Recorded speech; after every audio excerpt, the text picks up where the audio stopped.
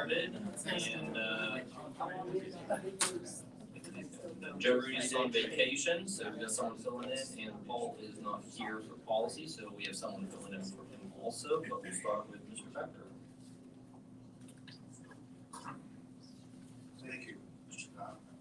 Cobb. Under curriculum, there are some conferences, one single day, one single day and 7 are multiple day conferences, and going to Hershey, Chocolate Town, maybe 3 people. I can't seem to leave there when I'm there because of the smell of COVID. But others may be able to withdraw it to overcome that pull. And there's 7 multiple day conferences. Anthony, one was added on the agenda. Anthony Taliani going to technology workshop. That's the only one that was added. And so that's it for them. And then there's, if there are any questions about the multiple or single day conferences,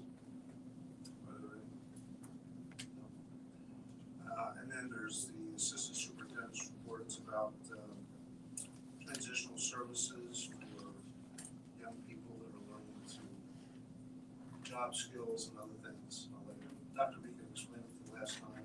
Yes. If there are any questions, we can take them. There's not, or can you explain it if anyone wants? Thank you, Mr. Becker. So just to remind the board of the context, in last month's meeting, the administration and the board heard public comment about transition services for students with disabilities. We wanted to follow up on those comments to provide some historical context, the current status, and our recommendations moving forward. And Mr. Burrell will lead us through the presentation. Thank you, Dr. Meekin. I just felt it was important to hear. I was in the crowd also, so I heard what was mentioned last week.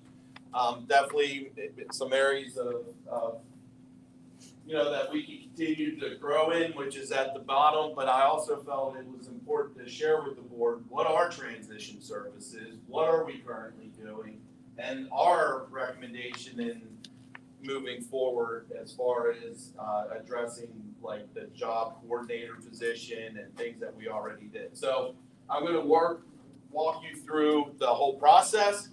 It's not that long. There's only, I think, 7 slides. So what is the goal of services when you hear the word transition services?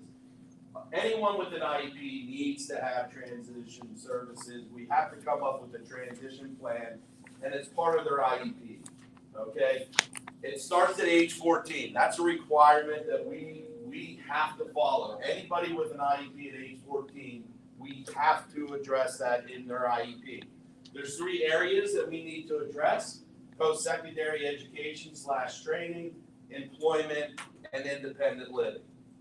So when we meet with at age 14, that transition plan looks a lot different than somebody that's 21 years of age, that's aging out, that's moving on to the next phase of their life, okay? Which, a lot of this stems to our PACE classroom where that's the case, where those students can stay in school till the day before their 22nd birthday. So conceivably, we could get kids at age 15 and 16 at the high school, and they stay in our high school program to the day before they turn 22 right now. Okay, so there is a long period of time that we have these kids that we need to find something to do. And incrementally, we need to get them ready for life after high school. And that's the goal of every student with an IEP that walks our hallways. Now, the PACE classroom comes into focus because of the need, but kids that are specific learning disability that only needs test read, they also have a transition plan that we have to focus on as well, okay? So, we probably have 100 and some kids at the high school that fit into this category. So when we look at the transition services, the state really came down hard upon districts a couple years ago, because what districts were doing were cookie cutter approaches, like the transition plan looks the same for everybody. Everyone's going to do this, everyone's going to do that. In grades 9, 10, 11, 12, but ideally, it should be individualized. So we made the transition years ago that when we look at somebody's transition plan, we truly look at that individual and start planning for that person, that student, so they can be successful after high school. Part of that is a connection to outside agencies. You heard during some of the public comment, they use the word OBR, MHIDD. Those are 2 agencies that we have to invite one of them. We're required to invite one of them to every meeting that's transition age. Do they show up? Absolutely not. OBR gets probably 20,000 requests, and they have personnel to service maybe 1,000 of those, okay? But we have families that we link to them, and they work their magic as well. So we're required to invite them. The PACE class, the classroom students, we really try to hook them up if they qualify for those services, because that's their pathway to get a productive job after high school. They're the ones that connect you, later on in life. Our IEP only lasts until the day before they turn 22. So that's important to know. Next slide there, Maureen. So what I did is, I know the focus at the last meeting was about our PACE classroom. That's our life skill classroom at the high school. And what does that look like? Okay, so I sort of broke it down into what the transition should look like for these students, because like I said earlier, they could be in our classroom 6, 7, even up to 8 years in the high school, okay? So what do we want to focus on in the first 2 years? That's that in-class goal and skill development, okay? you hear the word CDI or community-based instruction, you see that at the end. These are jobs, you know, that you go out into the community, you work maybe at a local pizza shop, and you're doing different skill sets. That's important those first 2 years, but in order to get the most out of them, if we're gonna take somebody and have them fold pizza boxes or, you know, get silverware ready, we need to practice that skill with these students in the classroom before we can take them out into the community and actually make a difference and make them benefit from that experience. So that first 2 years, there's gonna be some jobs outside, but we need to focus on developing skills that they can carry out through their span at the high school, but also carry them into the future. So this year we have 11 kids in our PACE classroom. 6 kids are either in 9th or 10th grade. So we had a high population, 6 out of 11 fit that first 2-year model, okay? Then as the years go on, after the first 2, maybe 3 years, you have those middle years. There's where we start honing in on what can this kid do. We do goal and skill development. We start monitoring those skill levels and skill development through progress monitoring, and we do keep track of that. We do keep data on that. When we get to those middle years, now we start honing in on what can the kid do. Can the kid fold a shirt? Okay, the kid can fold a shirt. So now it makes sense, we can go maybe to Holiday Inn and ask them, would you be willing to, you know, have our class or have a couple of our students go to the Holiday Inn and fold that, towels or clothing. And they're more apt to do that because our kids are able to do it rather than take them down there and teach them what a towel is to begin with. So that's what we do in those middle years. You'll see increased CDIs. You know, as we go through, we want to get the kids in the community, but we don't want to do it all at once. We don't want to do all the community-based instruction for the entire class, which started, that was our model years ago, but that's not individualized then.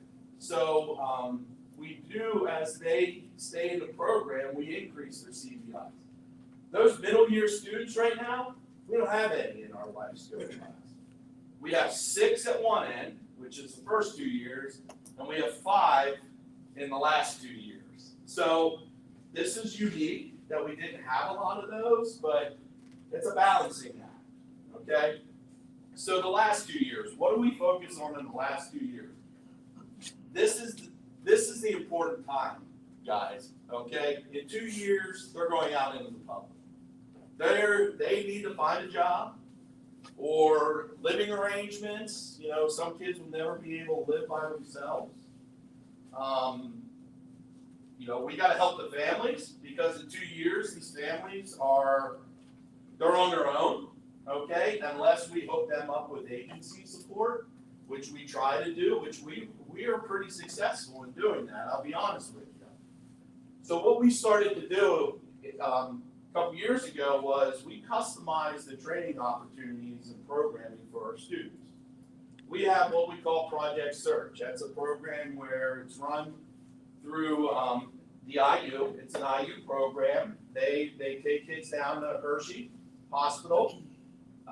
They do different shifts, 5, 6 different shifts that they do throughout the hospital.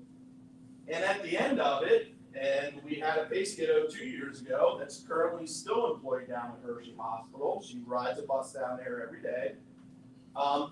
They usually end up leaving with a job, a full-time job. So we have other programs this year coming up, which is, you know, 25, 26. We have 2 students that are in the work immersion program. That's also run through the IU, but it's on the West Shore with UPMC.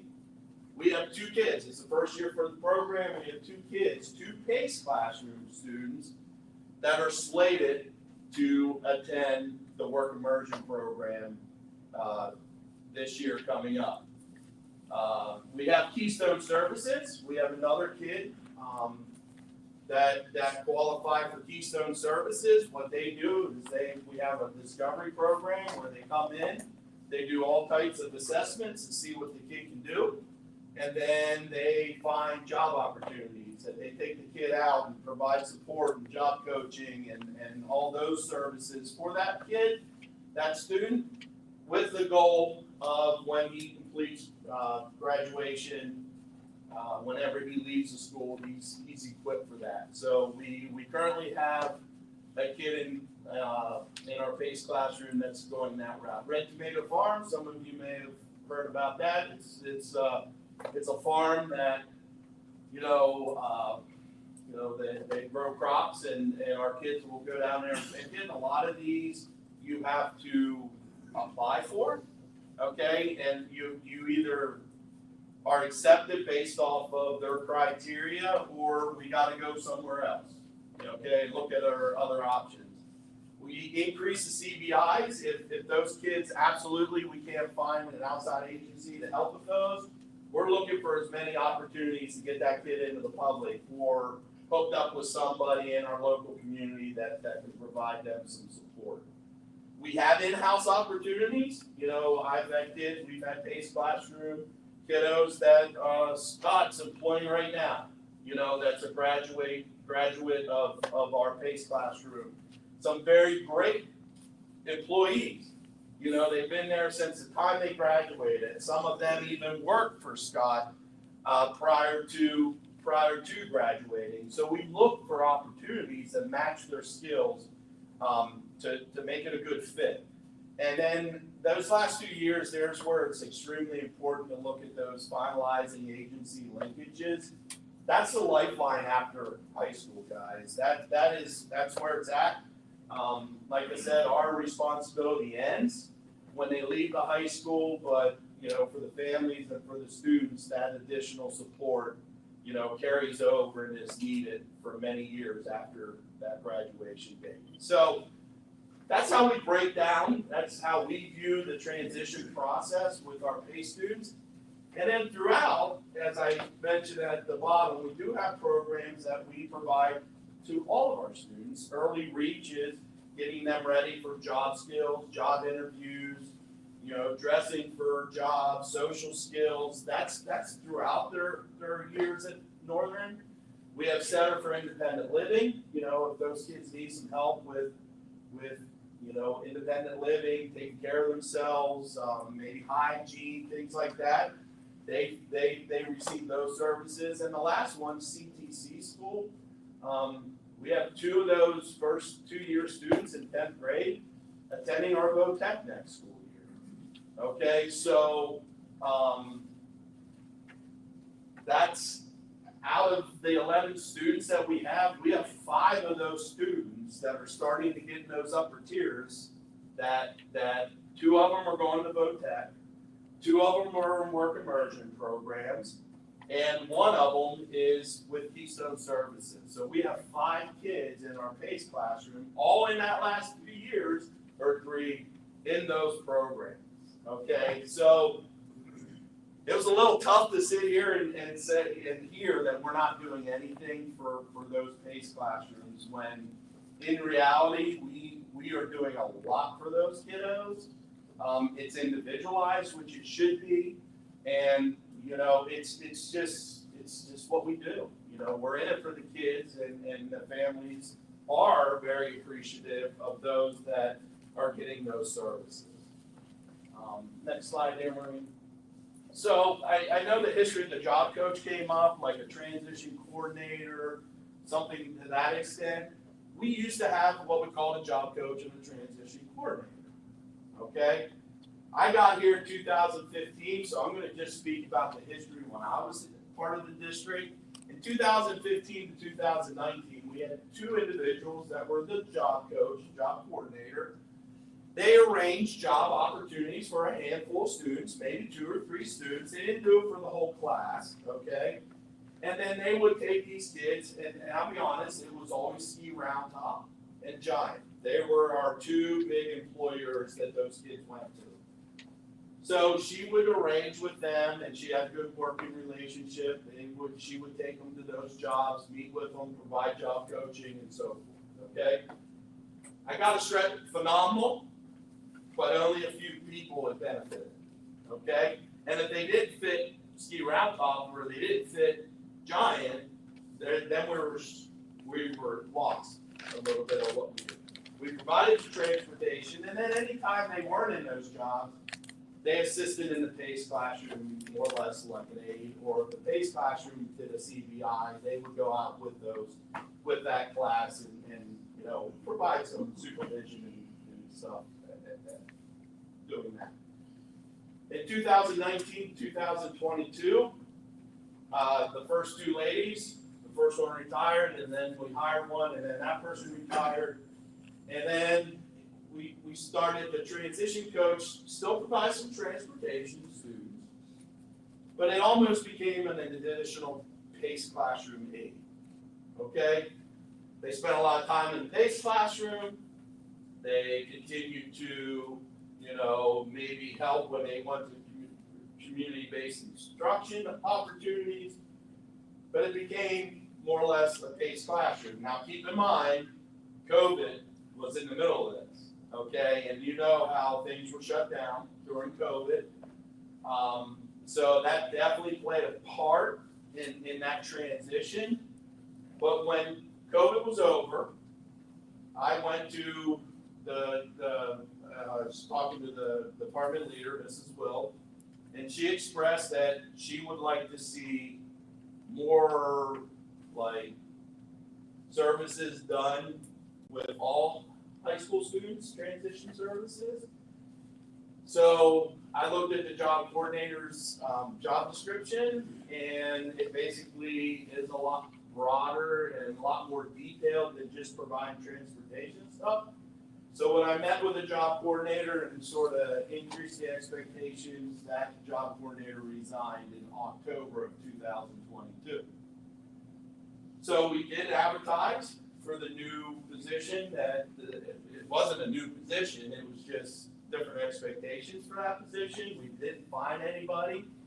But in special ed, that doesn't stop you from having to provide services. So what do we start doing? We start thinking outside the box, and we started looking at other opportunities for our students. And we started getting hooked up with programs like Project Search, like Work Immersion Program, like Keystone Services, working with Scott in-house. So we started looking at opportunities that would impact those students, okay? We have internal capacity. Our job, internal capacity, it was brought up that our teachers are full capacity, they got full work schedule. When we last went through our audit, our case managers at the high school, some of them are 40% capacity, where they can have up to 50 students. They're sitting at 20 students that they service. So their caseload capacity gives us some flexibility to reach out to those teachers and that internal staff to help out in areas like the PACE classroom, like when we need to find opportunities or job coaches or anything like that. Robbie Kazakavich serves in that role right now. She's not the transition coordinator, but she has some flexibility in her schedule where she's able to help. She loves transition. She worked in the transition program at Susquehanna prior to coming to us. That's her strength. She goes to the meeting and she helps out teaching some of the classes. She does a phenomenal job. But we have that internal capacity to get the job done. Okay? We provided transportation. There isn't anybody that got a job or needed to go for a job that we did not provide transportation. That came up a couple times, like, you don't have a job coach, how are you getting these kids to school? Lynn Wickard does a great job. We have all kinds of van drivers that can drive kids to school from 8 o'clock or 9 o'clock after they do the elementary runs till the time they have to pick them up. Okay? So this past year, we had a kid that worked at Messiah. She needed picked up at 9:30. The question to me was, well, you don't have a job coach, you're not gonna be able to get her back. I'm like, tell me what time she needs to be back, what time does she need to be picked up? She needs to be picked up 9:30 in Messiah. Boom. Transportation was set up within 2 days. Okay? So there's no kid that goes, not being serviced based off of public transportation or district provided transportation. You say, why do we have to transport? We're required by law. You know, if it's student to school day, we must, you know, provide that transportation to and from. That's just part of the law. And this way, we provide services to all. Okay, we get creative, we start thinking outside the box, we individualize it. I think, I could be biased here, but you know, when you look at what we're doing a lot of amazing things for a population of students that in surrounding districts probably aren't treated the same way. Those outside agency, you know, project search and work immersion programs, you know, they like Northern students because we select the right students to go, they interview them, and they've had extreme success with them. Next one, Marine. Benefits of the current model, and this is personally my recommendation. We've gotten a lot of opportunities for our students, so I would highly recommend that we continue what we're doing. I can say the one that, you know, we had 3 individuals going to the work immersion program and 1 to Keystone. The day after they spoke to you guys, I wanted to make sure, because you signed off as a board for a contract for Keystone Services for $20,000. I went to that parent, one of them which spoke, and I was like, if you're this disgruntled on what we're doing, I need to know immediately, because I'm not going to renew the contract for next school year if you're upset with what's going on. And she's like, no, we love the program. I'm like, well, that needs to be shared too. Okay, you're getting the services, and the district's paying for it. We can't do both. Okay, like if you want it, somebody will say, well, why don't you get a transition coordinator but also do the outside agencies? The problem is that's a duplication of services. If you hire a job coordinator or a transition coach, they should be hooking up with outside jobs. They should be providing job coaching services. That's a duplication of services. It's almost like one or the other, because if they're doing this job's not needed. And that's what a lot of districts do that hire a transition coordinator. They don't use project search and those things. They don't use both. So our current model utilizes our district strengths, staff strengths, flexibility. We control who does what. Agency linkages, these are the experts in the field. They get the family involvement. They meet with the family. They have the networking guys. I mean, you know how important networking is in any career.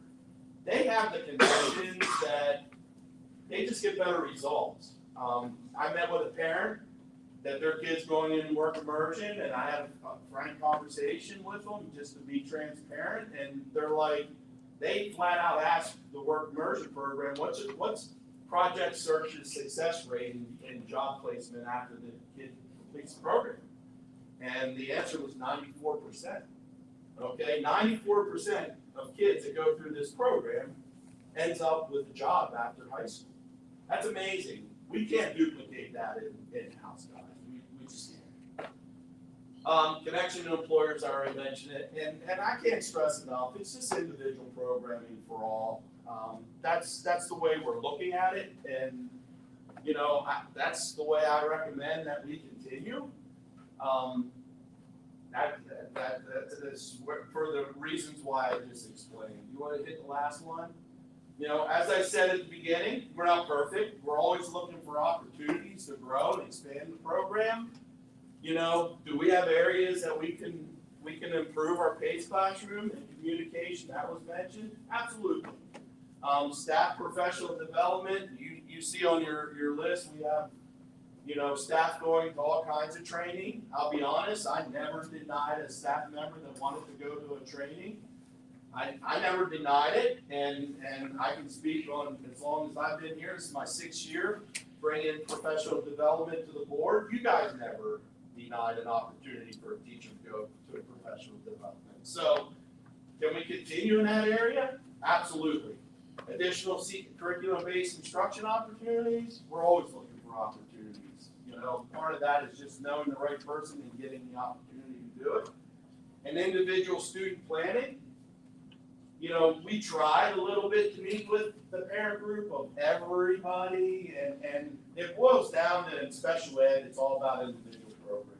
And if somebody's upset about the programming that their son or daughter is receiving for us, then the best way, the most efficient way, and the most productive way of getting a resolution to that is sitting down with an IEP, you can call it any time, and let's revise the IEP and look at your concerns and let's address them through the process that's already in place. Go ahead there, Maureen. It's the last one. I did add this at the very end. This came from a PACE classroom. You know, good morning, everyone. And one person, thank you for taking time to meet with us. We are incredibly grateful for everything you have done for our child's growth and development. I put he and she, I didn't want to, you know, give away what it is or who we're talking about. Wouldn't be the kid he or she is today without your help. I hope you all have a wonderful summer. Take care and best wishes. So, I'm not sure the message that was shared with you last board meeting is the message from all of our students, families, and those that have kids going through the program. You know, as I said earlier, this is a team. We're in it together. If we can strengthen certain areas, definitely we will continue to look at that. But what we have in place is also very beneficial for a lot of our families and students. So just wanted to conclude with that, guys. And open up the floor for you if you have any questions. Hey, do you have two fewer people now than you did in 2015 when you went through your chart on the retirements and who left?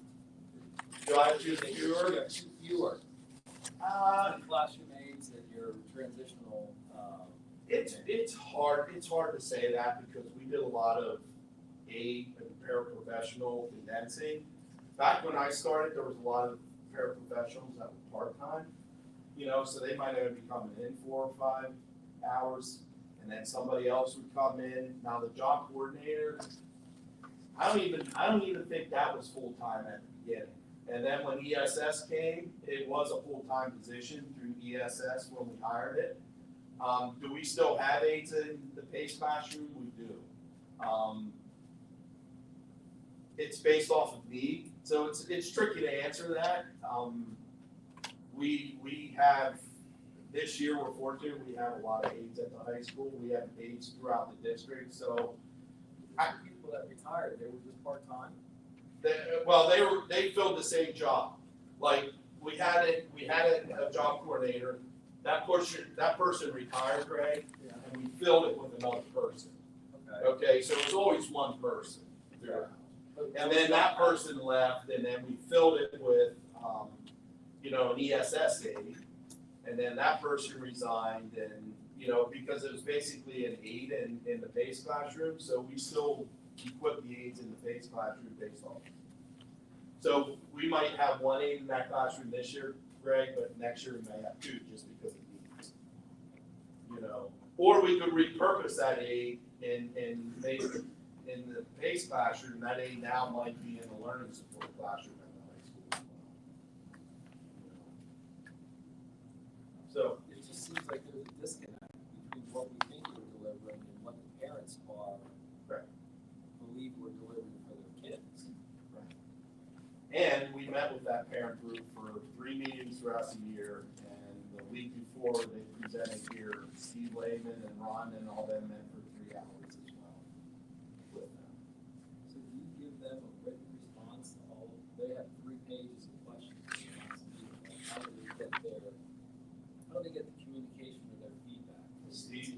Steve met that, Steve, Rhonda, and the high school administration sat down to try to address that. Did we share with them the results that we just covered? Absolutely. There's definitely, they don't necessarily speak for the whole group. I mean, the one person that spoke last week, her son, that's one, they're pleasantly surprised, they're extremely happy with the service we're providing them, but that wasn't the message that was delivered last week. All I can say is, none of them wanted to discontinue the service of the work immersion program and the discovery program. Because I gave them that option, like, if we're doing something wrong and we need to correct this, we're gonna correct it before we move on to next year. Let's talk about it, but if you want a transition coordinator, just to be honest, that transition coordinator is gonna start doing the jobs of these people. And that means you're not gonna be able to participate in these programs because this person's gonna do that job, and they're like, no way, I want my kid to go through work immersion, I want my kid to go through project search, I want my kid to do Keystone services. I'm like, well then, I can't disagree with them, because our kids are getting a lot better results under our current model than what they did originally. It's just a fact. On your slide there for continued growth, you have communication, so I'm sure you're constantly thinking about ways of this didn't get here, so how can we, and even asking the parents, right? I mean, I don't want to speak for you, but what can we do better so that you know this up front, and that's one of the things we're working on. The issue is when you bring a group of people together in the special ed world, everything's individualized, okay? And I can't sit there and speak about Greg's two children or son and daughter without making it personal and what they need and what they want to do, and if Steve brings, you two are sitting in the same meeting and you have a person, even though the groundwork was laid out, like, we're not talking about individual students or individual programming. How do you get to the bottom of some of this without talking individually, like, what does your kids need? Because there is a huge discrepancy in skill level in this classroom. There always will be. You have some higher functioning kids that, we have a kid right now who went through our PACE classroom. He's working in the warehouse. He went to go tech, graduated, driving the forklift. He is living life to the fullest. Okay, he's a lot different than another student that, it's a task that's going to tie shoes. Okay, so we can't talk in a group, and that's part of my last slide is, like, we're at the point now where, like I said earlier, if there's an issue with the programming of your child, then there's an avenue to take, and that's called revising the IEP. Because ultimately, if you have an issue with communication on your son and daughter's goals, that needs to be addressed in the IEP, not in a public forum with 5 or 6 or 7 other parents. And then that kind of stuff, communication, yeah, we can communicate better on what we're doing or what the opportunities. Rhonda already scheduled parent trainings for next school year. That was one of the issues that they brought up. We had some stuff. York County is different than Arc of Cumberland and Perry County. And what they provided to the students at York is not the same. And our parents were like, well, why don't we do what Cumberland and Perry do? I'm like, that's not school, that's art, So there's things there that I'm not opposed to looking at and getting better, but there's still a lot of good product coming out of that wasn't mentioned at all the last meeting. I can speak. I have 2 or 3 kids. I see them at the high school, and one's at Dillsburg, I think, elementary school. There are PACE classrooms, and they're working in our district for the last 5, 6 years. I mean, they're doing well, guys. Like, this classroom is basic. I'm pretty passionate about this classroom. I'm heavily involved in it. They can't say it's lack of funding. That classroom, teachers come to me and say, I need a coffee cart because they want to do coffee shop. They get it.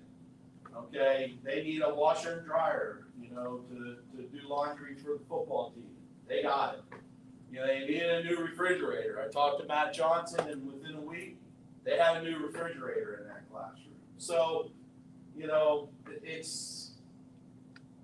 they're well taken care of, and that goes back to you guys. Like, you never limited, what do you need a washer and dryer in the life skill classroom for? You've got it. The resources are there, guys. you provided them, and, you know, they're well taken care of. They participated in the school store during lunch over in, you know, at the school store. And one of the things after the meeting sort of brought a smile to my face. They had a smoothie. They made smoothies for the teachers, and Danielle Magnelli, she's our instructional advisor. She went over and she got a smoothie for $6, and one of the life skills patient room students came up and she's like, "I'm sorry, I only have a $20 bill. And, you know, are you gonna be able to make change?" And the student rattled off, "Oh, you get $14 back." And Danielle was like, "Whoa, what? How did you know that? I was trying to figure that out." And the student's comment was, "Miss Austin taught me that." You know, so it just crumbles me when I hear we're not doing anything, but when you see the results, there's a lot of positives there, guys. You know, and that was telling right there. Is there an addition in staff? Would that help too? I know that's always like the question, you know, more hands to help.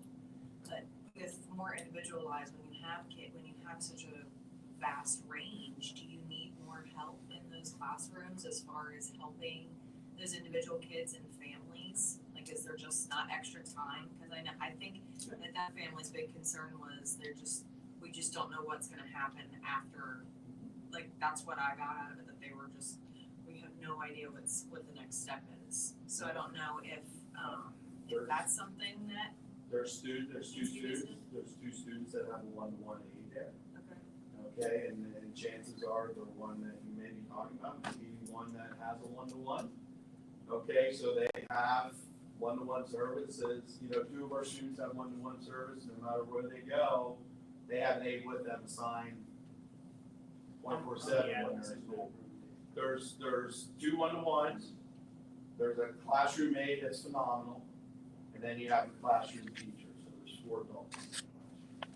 You know, once again, if they would come and absolutely say we need another person and the need is there, we make that happen.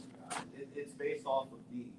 Well, so I was just wondering too, Absolutely. like if that's something that maybe that, I don't know, maybe if they're afraid to ask for the additional help, you know, or if it's something that's being seen, or just having a specific person do the job stuff, like. Well, we Because the have. understanding that at least what I heard and what I got out of it was that the teacher that's in charge, I don't know her name, and I apologize for that, but that she just was so overwhelmed, and wasn't able to delegate or organize, and maybe she needs additional help in that area. So I don't know if that's something to visit maybe too, if they're seeing that on the outside.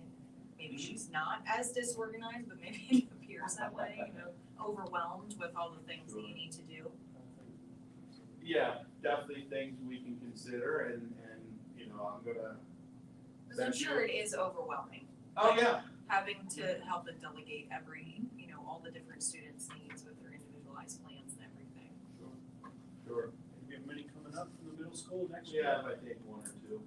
So we'll have about 11, but out of those 11, 2 of them won't even step foot on our campus because they're work immersion program students, and 2 of them will only be there half a day because they're going to VOTEC.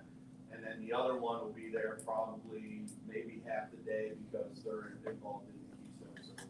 So out of those 11, you're taking probably 5, at least 5 of those students out of the classroom at some point. These kids are also involved in electives in our program. They're not in that classroom 24/7. I mean, I had a kid, you know, chorus class, and you know, he's singing away or standing next to somebody. They take electives, they take phys ed, the electives that they can, and when they go out into electives, we definitely have support for them. You know, it may not be the aide out of that classroom, but it's an aide from the high school that's in that classroom providing assistance. That's the other piece, like, if you know, the teacher needs a prep, we will bring another teacher in to provide that, so we might have another teacher teaching them social studies. You know, that frees up, you know, in this case, Miss Austin to get her prep. You know, they need lunches, so there's some things that we need to coordinate on the back end with staffing. That once again, because of our caseload numbers, that allows us to do that and still make, you know, my world is compliance and small and that kind of stuff. We're not even close to being out of compliance when it comes to health, caseloads, that kind of stuff. You know, we have it already in place where Robin's going to provide some social skill lessons and deal with those transitional activities because she has some time in her schedule. I'm just wondering if the teacher needs support also, maybe she's not reaching, if she needs it, cause that was my big takeaway from it, was that the teacher struggled or appeared to be struggling a little bit, so. And I'm going to just share with you, Miss Austin is transferring over to the MDS classroom for Miss Berry. You see her resignation on the board agenda for this evening. Miss Austin is going to transfer over to that. So we currently interviewed today for a life skill teacher at that school. So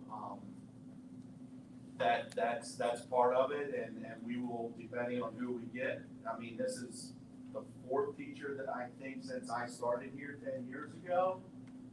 It is a classroom where you're going to get some turnover, but the last one got out of education. The other one left because she was having a baby, you know, so she left, and then the first one around came, they hired. So it's one of those things. We'll provide all the support necessary for the new teacher. You know, it's our hope to get somebody experienced in that position that you know can take us where we need to be. Thank you very much. Awesome. Take care. Thanks, guys. Alright, budget and finance. Okay, thanks, Mr. President. First item, letter A, is approved payment of bills. Okay, no questions. Letter B is approved the treasurer's report. Jason, any comments tonight since we're June? As of right now, the revenues are still holding where I have them over the last few months, so that minus down to the budget. And then expenditures right now are estimated to be about $250,000 over budget. So that would give us about a $400,000 gain. Got break even. Very good. Anybody else have any other questions on anything from the treasurer's report? Okay, letter C is various accounts, and that's food service summary and student activity funds report. Okay, if there's no questions, letter D. Sorry, Scott, you're here. Anything? Okay. Letter D is approve the list of personal tax exonerations. And letter E is real estate tax refunds. Letter F is approve the 2025-2026 capital projects budget. Jason, you, Matt, have any specific on that, or is it? We talked about that at one of the budget meetings, the same one that you would have seen a couple months ago. Okay. All right, we'll keep going. Letter G is 2025-2026 athletic help rates. Letter H is the 2025-2026 support staff salaries. Letter I is the 2025-2026 professional staff salaries, which we do have as an attachment or a handout here tonight. Letter J is the 2025-2026 admin staff salaries. We're gonna be getting those this evening as a executive session discussion for personnel. Okay, letter K is 2025-2026 salary ranges and substitute rates. Again, same ranges and rates that we talked about as part of the budget discussions. Okay, letter L is the 2025-2026 food service budget and pricing. My turn. So, just a couple of things to point out. Everybody had a copy of their budget or was forwarded a copy of the budget, so you had a chance to look at it. As far as pricing goes, like we mentioned in the last committee meeting, we won't be raising prices next year for paid lunches. As far as breakfast goes, I anticipate that breakfast is going to be free again next year, as well as reduced price meals. Those students that qualify for reduced price meals will be free It all depends on the passage of the state budget. So until that happens, again, I'm gonna be 95% confident that breakfast is gonna be free next year, but I can't say that for sure. But as far as paid lunches go, again, we're not raising prices. I took a conservative approach to this year's budget. One of the big things happening this year is construction of the kitchen at Northern Elementary. I'm not quite sure how that's gonna affect us, because we're gonna be serving out of a classroom. I'm still trying to get a handle on how we're gonna do that, the type of items we're gonna do. The initial plan was to do all cold items, but I think we'll be able to work in some hot items. I can't guarantee that it's gonna be Pizza Friday like every other school, but we do look at trying to incorporate some hot items for the students at Northern, feeding out of the classroom across the hallway. So we'll see how that goes. Revenue for next year, again, I said I went conservative this year. If you look at I don't know if you have a copy of the budget to pull up, but if you look at the net profit loss for this year, I think we're gonna do pretty good. Budgeting for next year though, I anticipate doing the budget, a 1.5% increase in lunches, which is approximately 3,400 lunches next year. And I budgeted a 2% increase in breakfast, assuming breakfast is gonna be free. That's roughly about 2,700 breakfast.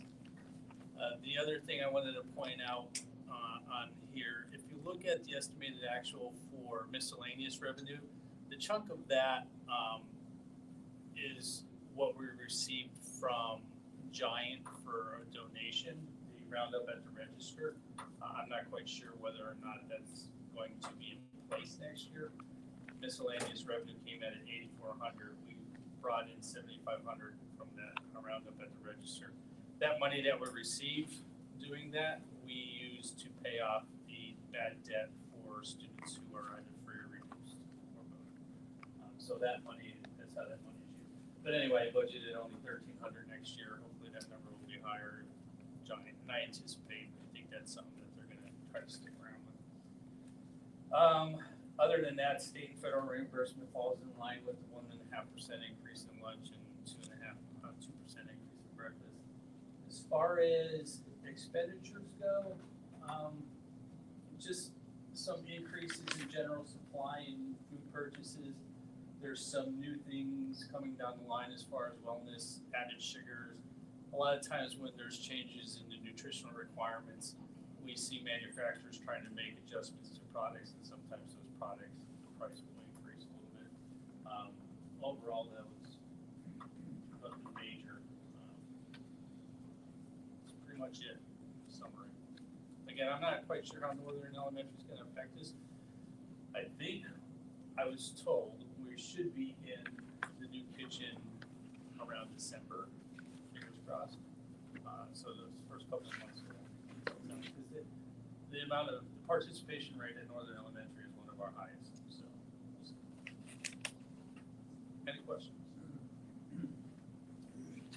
This may not be a question for you, but are they working on the kitchen at Northern Elementary now?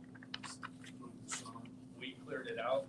I spoke to Craig LeMay today, and he said demolition was in process. I don't know if it's necessarily the kitchen, but that is the goal. Yeah, they were supposed to be starting. Howard was being put up Monday. Yeah. So yeah, they're have at it. They already ripped out some sinks and stuff, so I know that.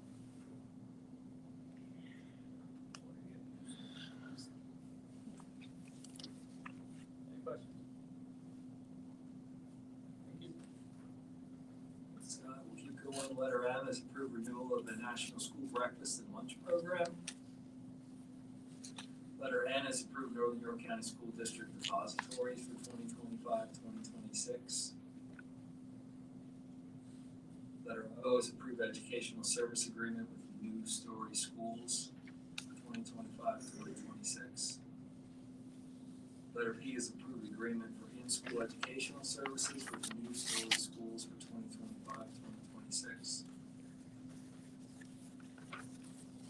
Letter Q is approved agreement for in-school extended school service with New Story. These are all separate contracts, that's why they're shown up this way. Letter R is approved service agreement with PA Life Sharing LLC beginning August 20th, 2025. Quick FYI on that, the only change is a $4 increase for the RN. So it went from $55 in '23 to $59 in this new contract. And this is an agency we outsource for nurse substitutes. So only a $4 increase for 3 years. Thanks, Matt. Letter S is approved the school contract with Clear Path Pediatric Therapy LLC for speech and language pathology services, June 30th through July 28th. Letter T, approved change order 001 with Lobar for the Northern Elementary School project at a cost of $33,630.65. And that's a change order for new blinds and all the way Yeah, in. just wondering why that wasn't in the original bid. Yeah, we did not, the district didn't ask for blinds originally, so, after part of the project that we've been going through this, we determined that it is needed now. So, I mean, the fact that we're, about 60%, 70% of the way through a project, and it's our first change order, is quite frankly unbelievable. That's never happened in Norton before. We usually get 10, 12, 15 change orders with past architects, so, this wasn't part of the original, design. Is that the windows in the whole building or just the new construction? The whole Got the building? The whole building.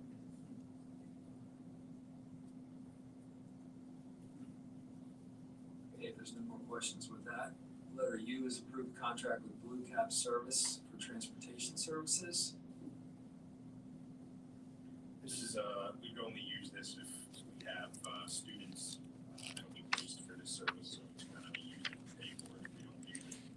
Obviously, we don't pay anything, it's just another option. This is actually gonna be option number 5 for us with van services. We have our 3 contractors, we also use the IU, so this would end up being number 5 if we end up using it. But they're trying to coordinate services with other local school districts.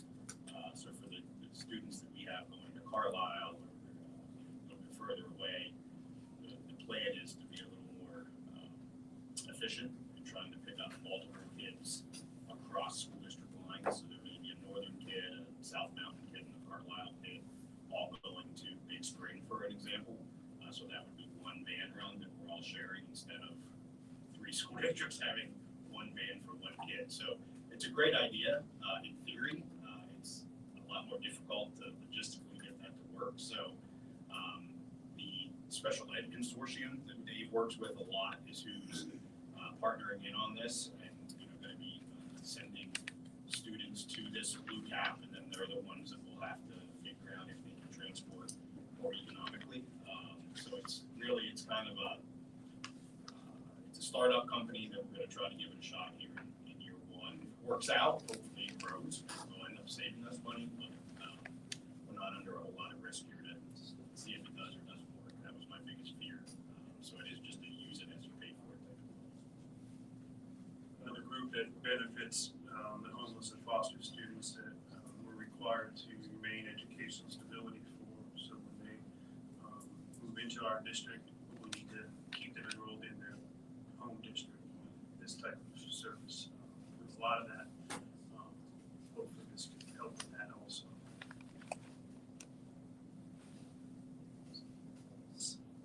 Letter V is approved the Act 93 agreement beginning July 1st, 2025 for a 4-year term. And there was an attachment on that, Jason. I think there was a typo error on the 2 ranges that we just need to. Yeah, I sent a new one out like this afternoon. Okay, all right, thanks. Okay, there's no questions on that. Letter W, approve the district physician and dentist for the 2025-2026 school year. Just a quick education piece there for the new board members. So we're required to have a doctor that fills out our standing orders. So for our nurses to be able to administer any type of over-the-counter medication, Tylenol, Tums, anything like that, we need a physician who writes the standing order for that. And then there's mandated health services that we have to provide if a student can't provide for themselves. So every year,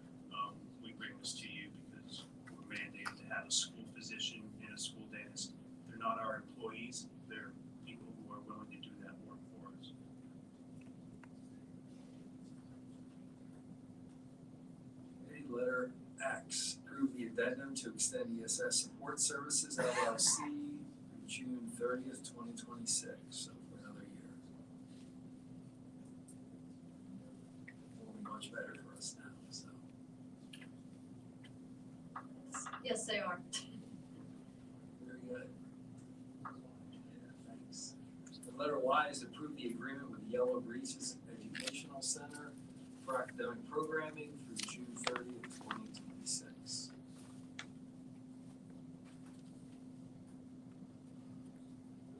Questions?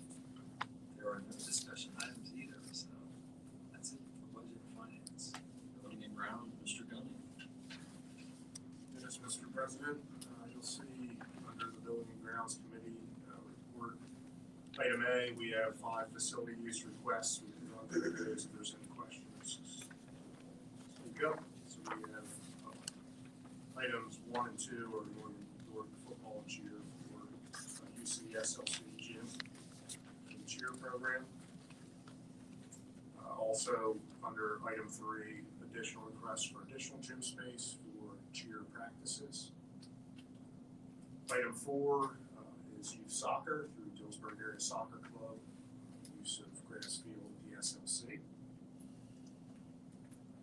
And item 5 is another Northern York football cheer youth program, the parent meeting and pictures, use of Dillsburg Elementary cafeteria. Any questions on any of those?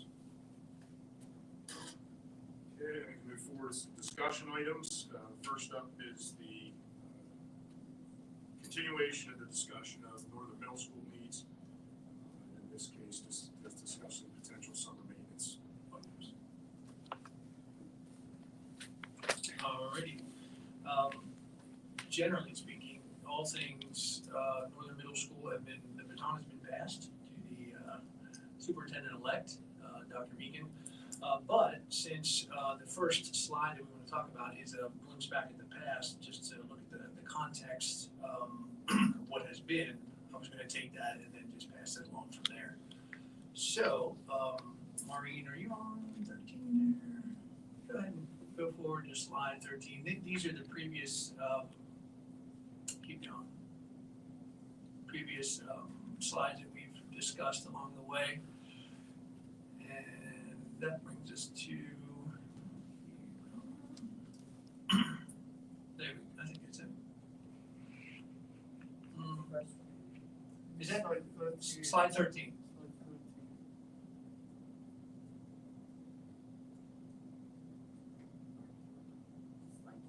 There we go.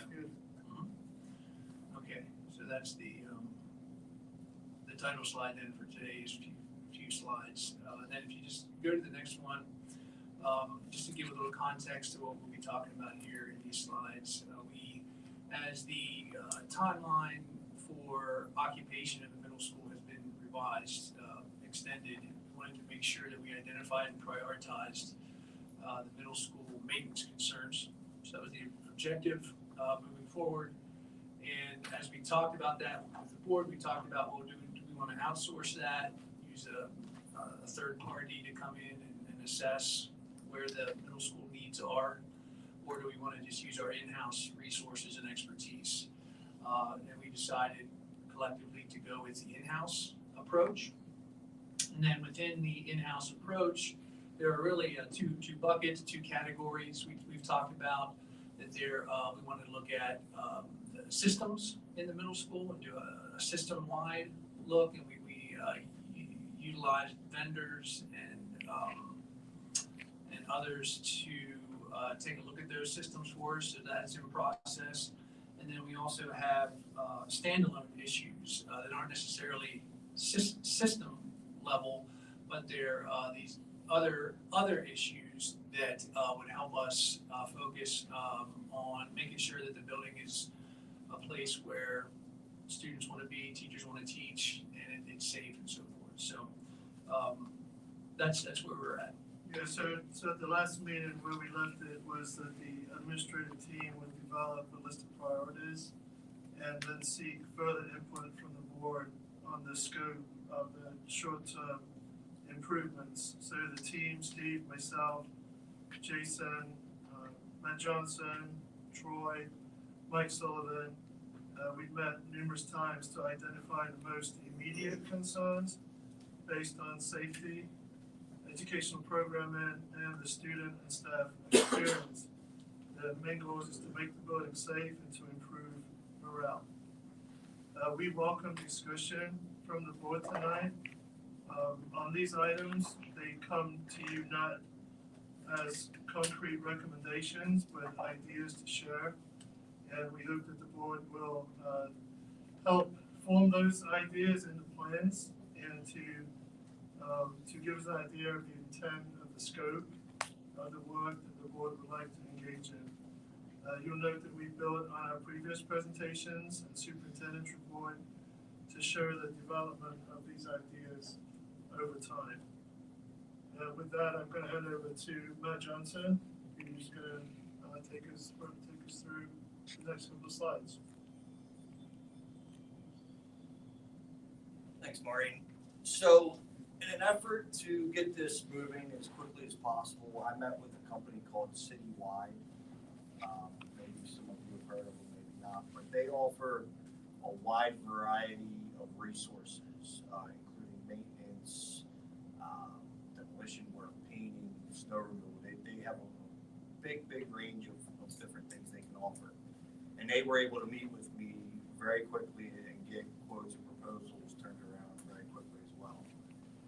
The first one you see up there, the building envelope, I had already been working with Alco on that one, just because I knew there were concerns at that building specifically. So Halp did provide a quote for windows, doors, masonry work, expansion joints, failing concrete. So I had that kind of ready to go before I met with Citywide. The next one down, electrical systems and plumbing. If you want to call that phase 2, that's what we can call it, but there just wasn't time to get that rolling yet, as far as getting someone through the buildings, getting proposals back, and then trying to get that done over the summer and early fall. So that is next on my list. Down below that, HVAC systems, the chiller, etc. I did meet with Train on the chiller. I think it was probably about a month ago when we had the failed chiller. We got that repaired. But part of that also was to open that chiller up just to see maybe what we will be dealing with in the future. That's not scheduled yet, but that will be happening this summer. They will be opening it up to just identify any concerns and doing a couple tests on it. And then as far as the rest of the HVAC equipment, Walton and Company is putting together a list of ages and just the quality and the life expectancy of the existing HVAC equipment. I don't have that yet. I actually expect that very soon. Kitchen equipment, systems, plumbing, and flooring. Scott, did you or Jason want to speak on that? Because I don't have. Yeah, we met yesterday, so we'll have a little bit more information on some of the kitchen, mainly some equipment replacements mostly, and a few other things, but we won't have that here over the next month or two. We'll be getting that together. Safety and security. Mr. Sullivan and I have been working on the cameras and door access. I think both of that's already been started, both door access and camera systems that need to be updated as we get fully monitored. Okay. I saw some cameras added on the system, just not operational yet. And the fire alarm system, quote provided, and that's being scheduled for this summer as well. Questions on that? Pretty self-explanatory, I think. I'm sorry, I do have a question there. Have we ever dealt with Citywide before? Nope, this is the first time. Okay, but how we have? How, yes, many times. Check the background or anything like that? Yeah. Any references or anything? Yes, they do work with neighboring school districts.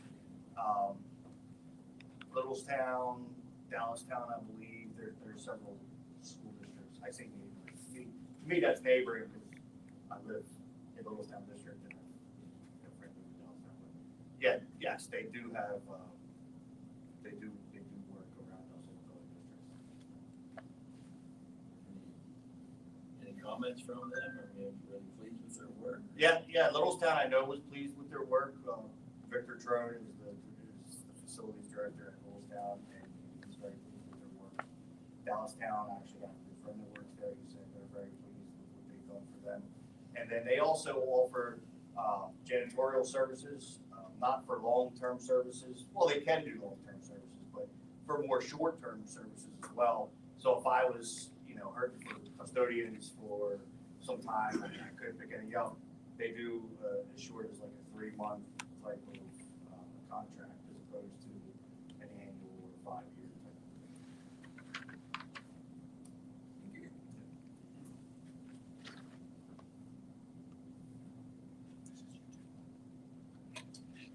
So the painting plan, quote that has been received for the top floor classrooms, front entrance, bathrooms, and hallways. That in our meetings, that seemed to be, I think, the most concerning as of right now, as well as with the bathroom hopeful renovations that we can get done over there. We really tie that in nicely. The hallways, we would also include some paneling replacement.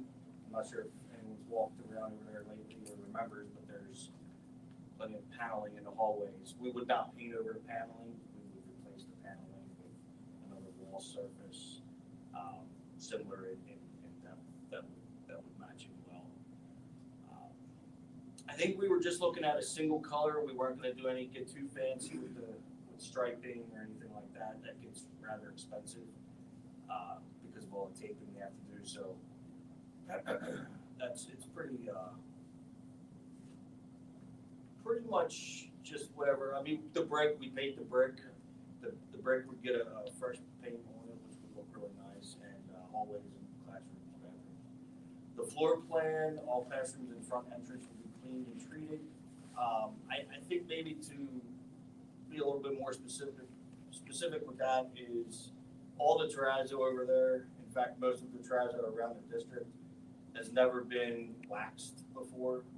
We started doing waxing on terrazzo last year at the high school, and it looks so much nicer, and it's much more easier to keep clean and maintaining, and it does save it as well. So we are going to start treating terrazzo the same way we would a VCT and start waxing it annually.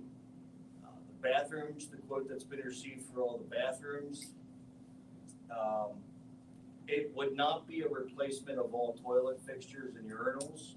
It would hopefully be a replacement of sinks, a new floor surface, paint, and LED lighting. If we start doing too much with the toilet fixtures and urinals, then you have to get a permit, and that opens up a much bigger can of worms than we want to try to attack right now. It would also include dividers. There's some bathrooms without dividers. I mean, I was over today. I took a lot of pictures. I did take a lot of pictures of the bathrooms today. Unfortunately, it just does not do it justice unless you're there to really. Would you agree with that, Troy? Yeah, and I think the part of with the bathroom floors and everything is, I think when you go to an environment and the environment looks good, smells good, you want to keep it that way. And when the environment smells like aged urine and other things, you don't care so much about what the environment looks like because it's already, and that's not a hit to our custodians because they are cleaning those places all the time. I just think it's a fresh, on that will help that. And same with the lighting in there as well, keeping it light, and so that doesn't feel like it's dark and I can go do some things that I'm not supposed to be doing. And then signage, I think you had a request for signage in all rooms. Yeah, just making sure, we can see the room numbers and what's where. I think maybe on another slide there's some branding sort of stuff, mats. And I actually have a meeting tomorrow with the company that, Ms. Gato had do the, like, home of the polar bears that's on at the high school with the windows. So I have a meeting with that representative tomorrow to discuss what we could do in our bus lobby and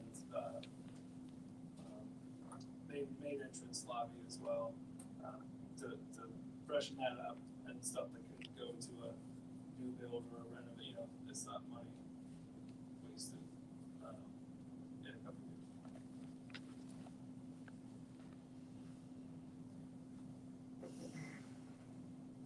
I think this is a couple of these for me. ViewSonic installations, we have reprioritized a couple, about from 8 to 10 ViewSonics that will be installed in the middle school math and science classrooms to cover all of those teachers. We are currently looking at options for additional charging in the classrooms. One of the things we heard from the teachers was some of them have maybe 2 outlets in their room, and it's difficult to have the kids charge their devices. So we'll be looking for those and placing them in the classrooms. That's all for the technology. The flexible seating part, I have a meeting with Mr. Young hooked me up with, I'm forgetting her name. Jen, yeah, that's what I thought. Jen, who had worked with Miss Cow at the Northern Elementary School, so some of the furniture through that renovation project. I threw her a couple dates that didn't work, so we're working on getting a meeting to discuss what she can do for us at the middle school as well. And then I discussed the branding. So part of the attachments were the 5 different quotes or proposals that we received. Matt already went over, these, but obviously we have the 3 painting proposals, the classroom proposal for $24,000, the hallways and front entrance for $74,000. Just a reminder that's upstairs only for those items, and then painting the bathrooms, $15,000.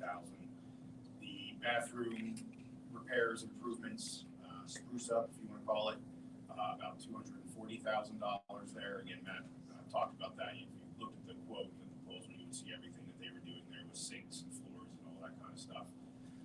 And then the last item is the HAUC proposal there for the building envelope exterior maintenance upgrades to, again, what Matt said, and that's detailed out in that quote as well. So the 5 items that we're bringing here for recommendations are equate to $715,000.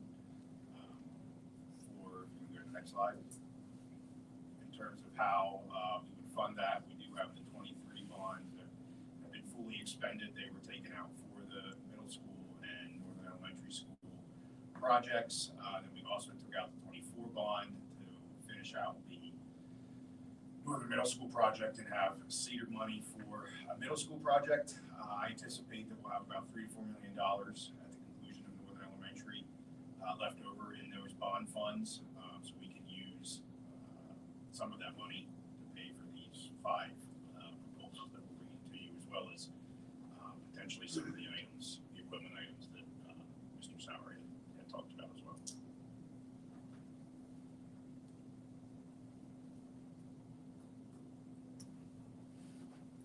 Okay, so this is where we're going to open it up to just the comments and discussion from the board. Again, going back to previous meetings, did we hit the mark with what the board was thinking in terms of short-term improvements to make the building safe, improve staff morale, and improve the student experience? So I'll jump in, Sheriff, Building and Grounds.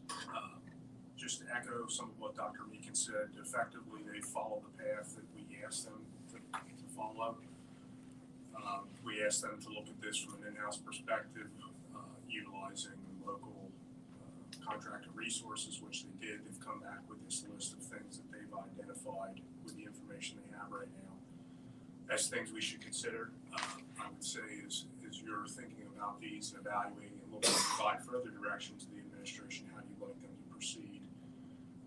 In light of where we're at with a change in direction at the middle school now, the reality is that as you're thinking about this in your mind and how long you need this for, depending on what happens with this building, obviously is going to depend on this next feasibility timeline, which is a 4 to 6 month timeline.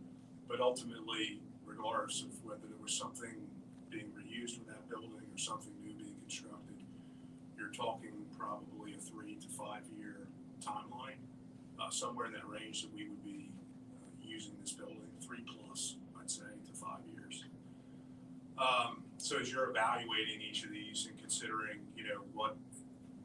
what value needs to be put in the building, that's kind of the timeline you're looking at for that. And so the goal here is to open this to feedback from the board. On each of the items, maybe there's some that you have the information you need right now to, provide feedback and guidance to the administration. If there's any of these that you need more information, different information, what is that information that you need to be able to provide the feedback to the administration? So we'll open it up for feedback. Could we see the letter D attachment?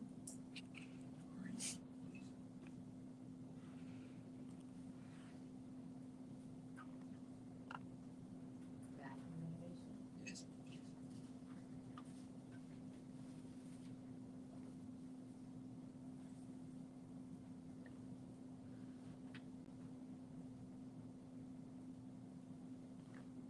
Just scroll down. I must have got my numbers wrong. Jason. I was looking at this earlier. Yeah, no, thank you for bringing this up. I should have mentioned this. My apologies. So if you scroll down just a smidgen more, Maureen. So the third item here, the 127,000, that's for sinks that were part of kind of the new addition done about 25 years ago. Those sinks are in decent shape. We don't have to do those. So the proposal is just for the top 2 items. Yes, thank you, Greg. I apologize. Yeah. That is a significant difference. Yeah. Okay. Does that lower the total 716, or is that? No, that was just the slide's the correct. slide's correct with the equipment. Yeah, we would not be doing that third item. Yeah. Okay, so I added them all up, and it was exactly that amount. Of course, the difference. Right. Okay. All right. Thanks. The other question I had was, this can all be done in the summer. This summer.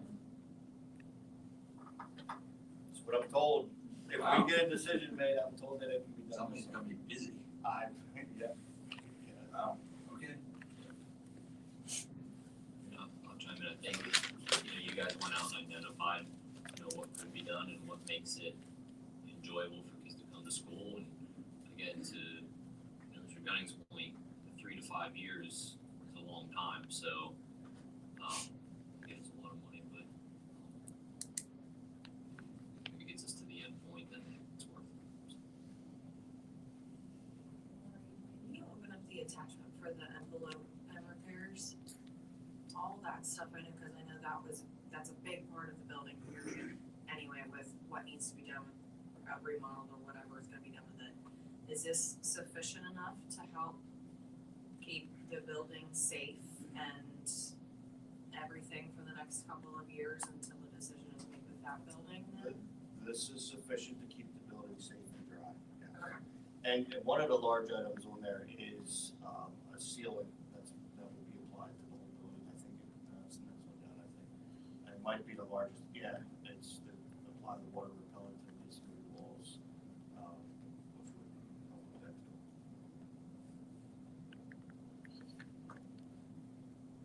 Do any of the mechanical systems need, whether it be electrical, plumbing, HVAC, anything like that, need any attention, or are they pretty much No, they all 3 need attention.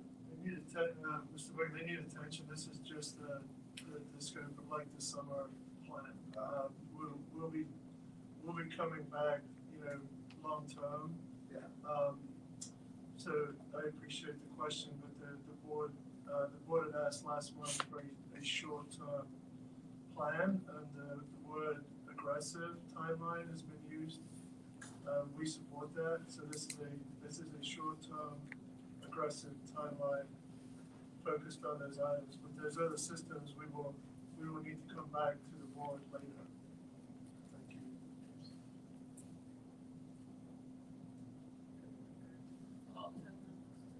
So, yeah, Renee's point, timeline was awesome. Just going through, if you kind of want to give me an all or nothing or part of it, just so we can give them further direction.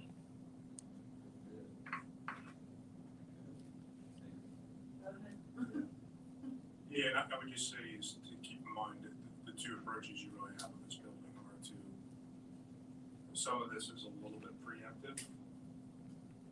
And say with mechanical systems or electrical systems, your other way to handle it is you're making a decision and we're gonna wait and see if a unit goes down, a chiller goes down. You call a technician to come out. Maybe it's a 1-day repair, maybe it's like the chiller, it was a 2-week repair. This goes a little bit further to try and say, hey, we're not just gonna fix the spots that are leaking right now, let's go ahead and seal the exterior of the building. But recognizing that some of these, even if the building stays, you're likely repainting the entire building if you're gonna remodel and rework it. If you renovate the building, the bathrooms are gonna end up being brought up to code, so fixtures are gonna be ripped out, reinstalled. But, so, and then there has been some selective, I think the administration's trying to find the worst case of saying even in the plumbing fixtures.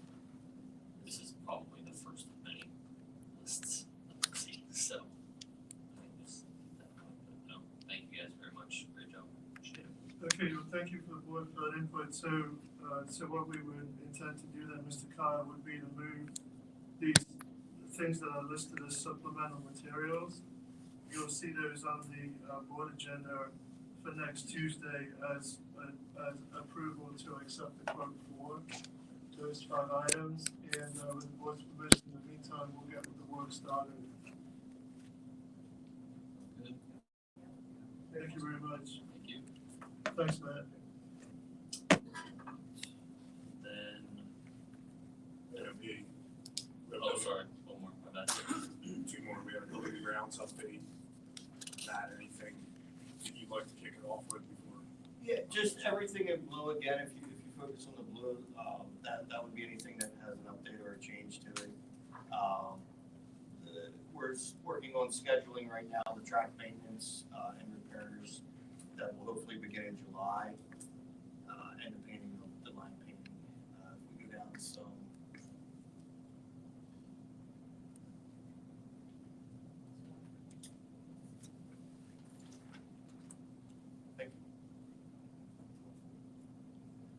Okay, the new roof preventative maintenance plans we were talking about, just to help get, as much of the warranty as we can to keep them in good shape. I did get the pricing back for those, which the annual cost you see is the $48, $44, $38. That's completed semi-annually, so if we had them done twice a year, one spring, one fall, that would be the cost. And I just have that on there for kind of, that'll roll into next year's budget. I don't plan on doing anything with that this year. All of those roofs are still, I think, within 4 years old or less.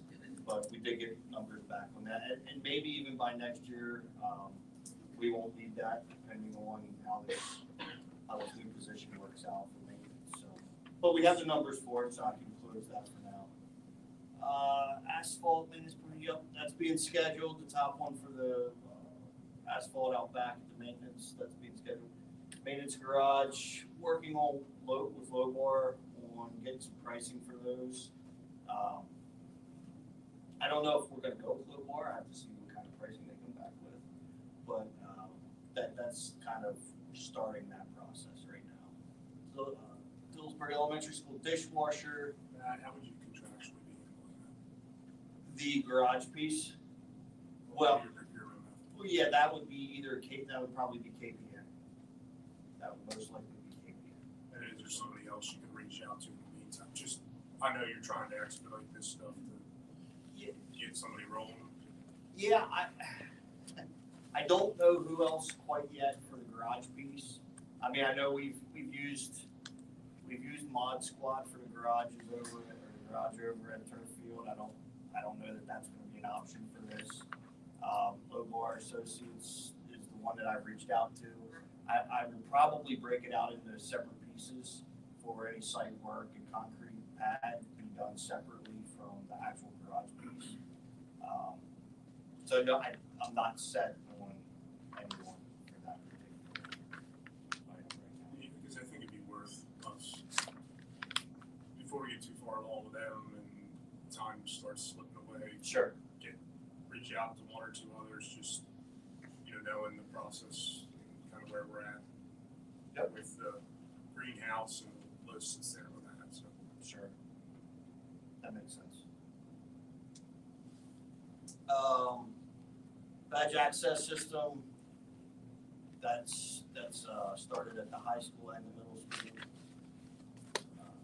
Admin panic button was completed this month, so we have a panic button in this building now. That does work. We found out Sunday. And it now rings out to the right person, Mr. Labuda, to the right people. No problem. And the call list too. And the call list. Jason doesn't get it. Sorry, Jay. Detour on the way to church. But thanks for that, that's awesome. Painting at Southbound Elementary School, Wellsville Elementary School, we're working on scheduling that. That will hopefully be able to be done the first week in July. That's also gonna be through citywide, not just the middle school pieces we were talking about, but also the painting at Southbound and Wellsville. Southbound's cafeteria, Wellsville's a couple hallways that are just kind of messy. Well, a few hallways. Dillsbury Elementary School front sidewalk, that whole front sidewalk in front of Dillsbury Elementary School, we're looking at scheduling for this summer. That all needs to be replaced. And I may try to get the front stairs into that same job because they're starting to deteriorate a little bit, and it would make sense to do them at the same time. Tree removal around this building, we've got 5 oak trees that need to come down. They're starting to die. That's scheduled for July. MJ's tree service. Please ask them to save the wood chips for the cross-country course. There's gonna be a lot of wood chips. Yeah, I know. I think it's nice you can get, Absolutely, just yeah. put it with the water tower And that's what you had to look, right? Yeah. Sure, okay. thank you.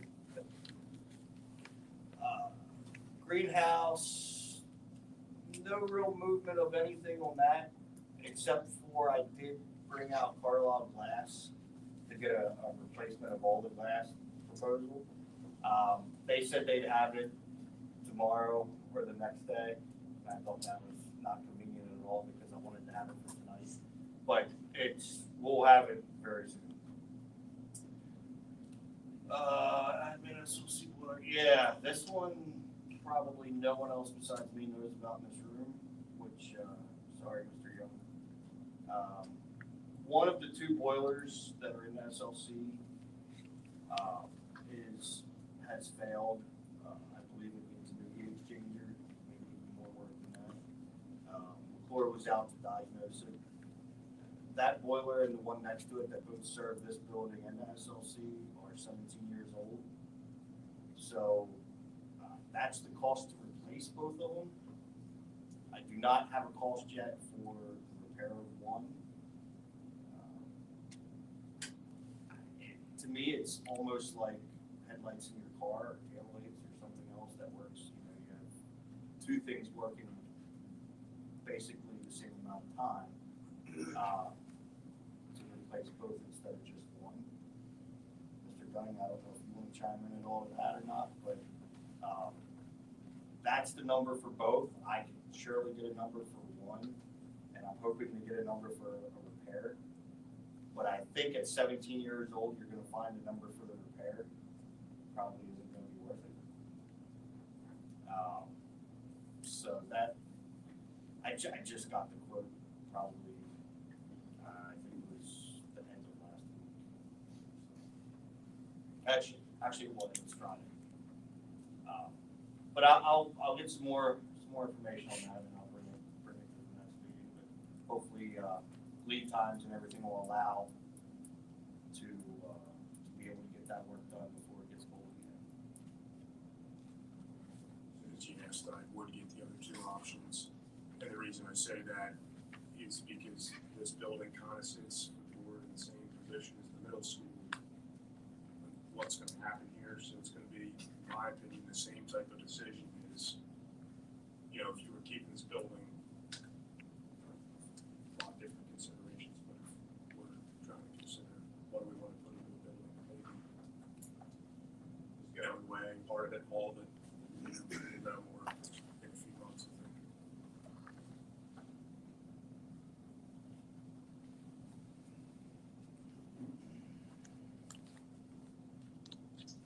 Trash service proposal. KBS Trucking has finally been CoStar's approved. I'm waiting on the proposal, and when I get it, I will share that. I'm very confident it's going to be lower than what we're paying now. I've had good meetings with KBS. I've never had one meeting with waste management since I've started here. I don't even think we actually have an actual contract with them. I think it's just kind of reoccurring. That's what we use, so that's what we're using the next year. So I'm really interested to see how KBS is going to come back with their proposal. Bollards have been delivered on site and placement hopefully by the end of this month or in July. How we'll actually be doing the placement with a crane. Some of them are about 4,000 pounds. Panic button to talk about.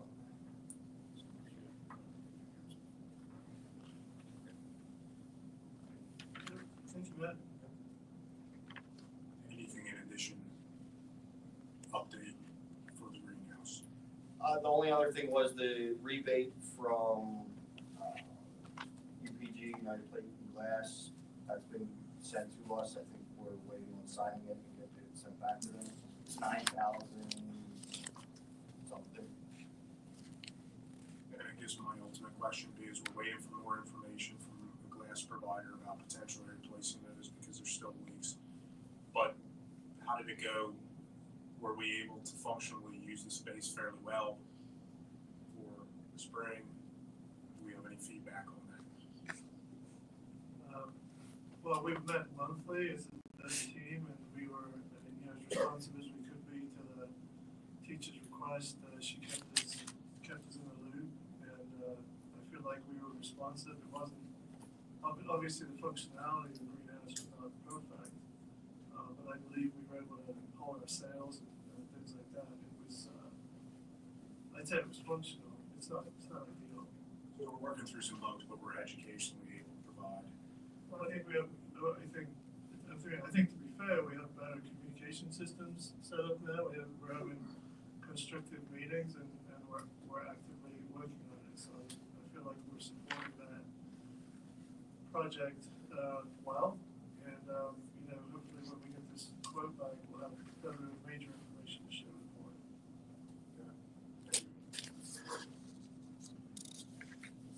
Other questions from Building Grounds? Okay. Question on the terrazzo with the high school, the polar bear lobby.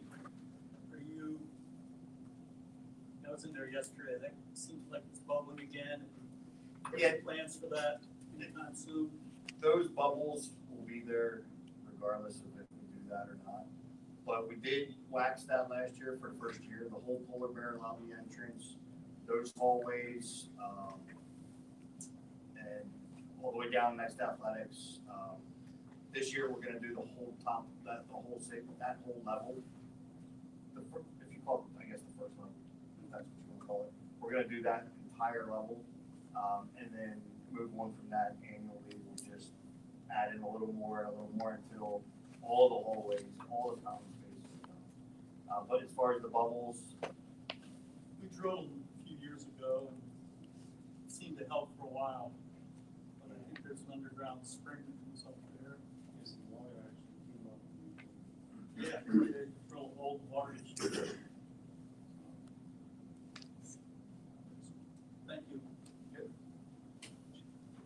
So on the addendum, we had item C, discussing the selection of Crabtree Wilborn Associates and complete feasibility study.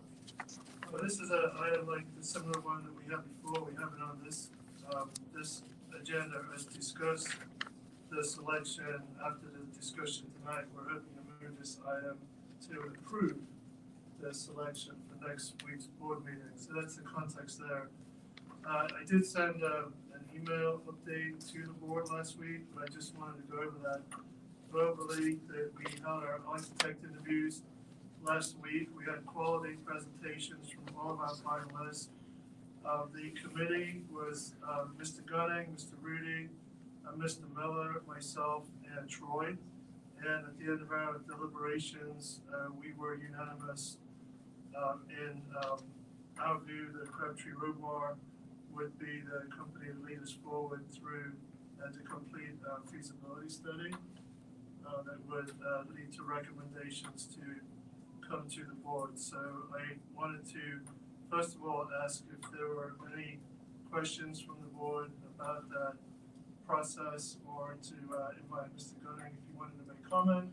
And then we have a representative of Crabtree Roadway here tonight that I would like to introduce after there's any discussion questions from the board. Yeah, I'll just follow up again. This really was to follow the process that was laid out for working through this, and it was that the ad hoc committee, along with the administration, would come up with a recommendation to discuss at this meeting. Pending everyone's support, it would move for vote at the next meeting. I would say we received 6 or 7 responses to the RFP. Everyone received those to view them. There were multiple documents included with each submission. I don't know how detailed you got into reviewing those, but some of them were fairly in-depth. I appreciate and will thank publicly the administration for going through those. They provided a feedback and summary and a recommendation matrix based on those RFP responses. And if you read through that matrix, you can see that a fair amount of time is put in by the administration to sort through all that information and kind of align it with a scoring system. So I appreciate that. I do believe we got the 3 best finalists. And as Dr. Meekin said, as we worked through the process, there were, each team was asked probing questions, what I would say in some cases difficult questions, and it was unanimous from the ad hoc committee of both administration and board to recommend Crabtree Wilborn.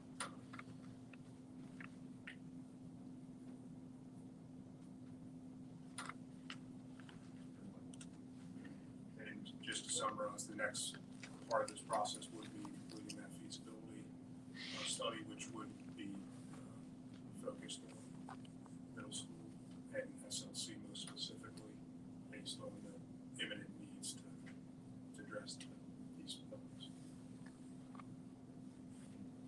Okay, not hearing any comments or concerns.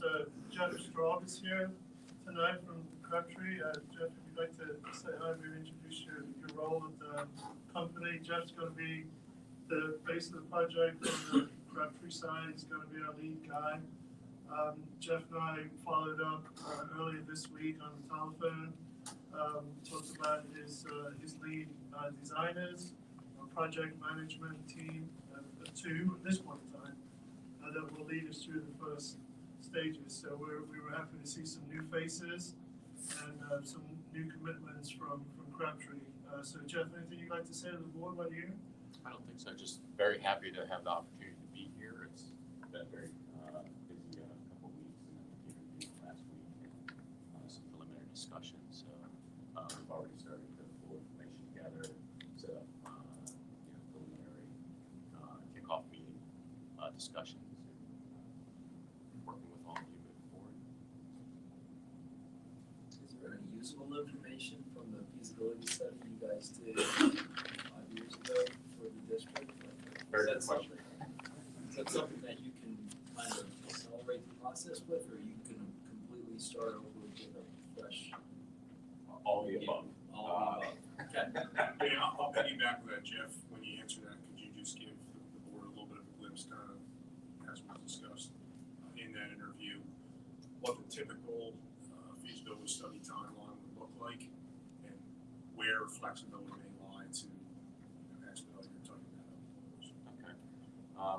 Two questions, I think. The one is, we have just this week started delving into the old studies. I just spoken to Dr. Meekin about some of the recent information, and right off the bat, sort of wanting to build what's your current educational model in those schools, what direction have you discussed in the past few years along with our past studies, and then how do we start, when we have a kickoff meeting, how do we start building a new program in the direction that you want to move forward? So, sort of yes to all of that.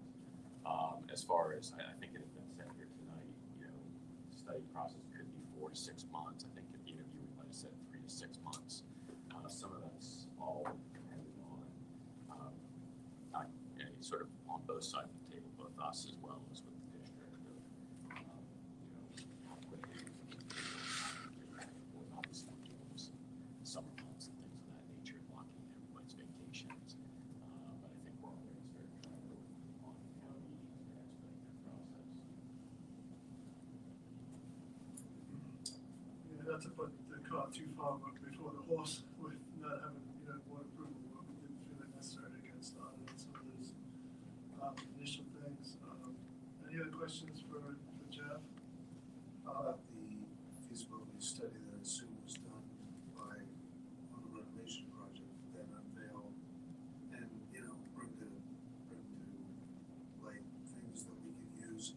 So one of the complaints has been that, we're double feasibility study, we're double paying for the same types of sunk costs. So is it possible to benefit from the use of feasibility study we've already had? Yeah, when Jeff and I spoke earlier this week, Jeff said, what information do you have? So to get back to Greg's question, kind of like all of the above, there'll be some things that they want to start from scratch, just which information as we have from the process that we just been through, we're going to hand over.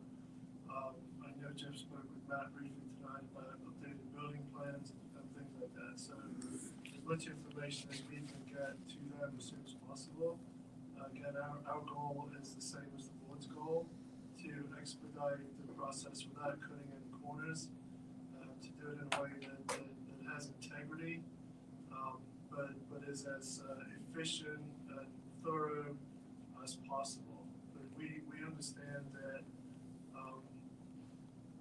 we need to have an aggressive timeline. We also need the board to understand that, as Mr. Gunning pointed out, as Jeff spoke to in the interview, we're looking at a 3+ year process.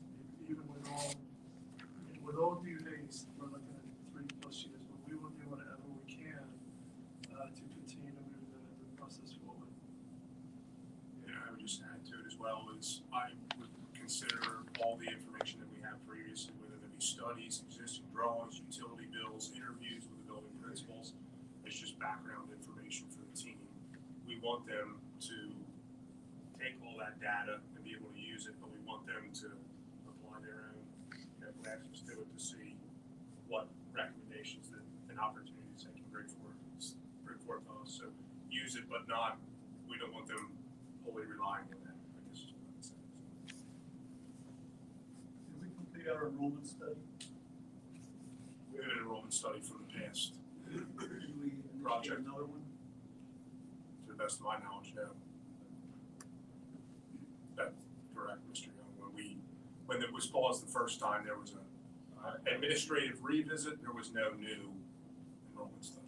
Correct. I would advise us to do that. And if the board wants us to get started, I can do that momentarily in the next weeks. We also saw in the interview process from Crabtree, Dr. Witham presented some ideas for an internal enrollment study from Crabtree also. So that's on the agenda also, Mr. Short. Did you guys talk at all, because a big piece of this, we've got a developer's agreement with the township, we've got several traffic studies, we're gonna have to do road improvements, a lot of site work.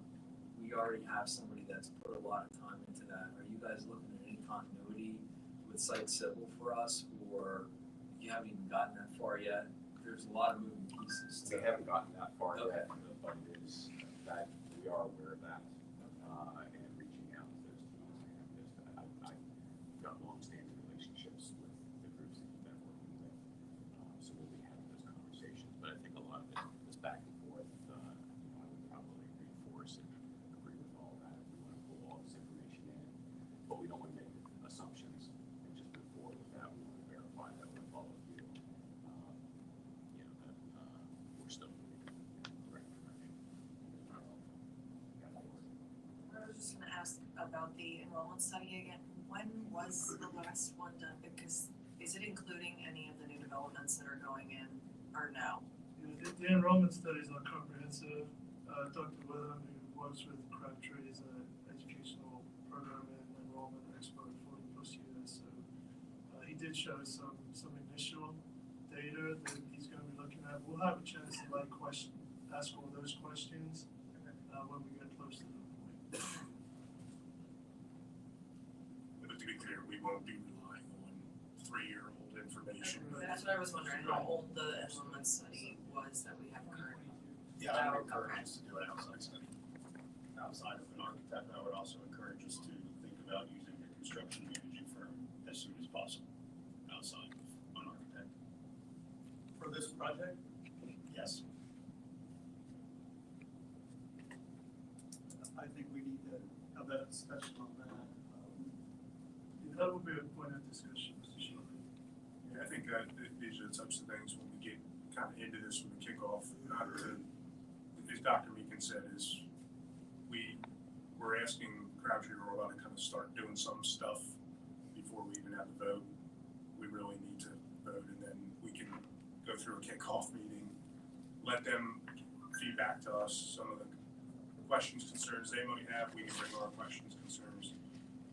We are, it's unfair to say very early. We're like pretty early because we're not really into this yet. So all good feedback and the type of feedback we'll be working through the process. Thanks, Jeff. Appreciate it. Thanks for your time this evening, everybody. Just one last thing connected to that. So the next stage is that at the July board meeting, we'll be having Brad.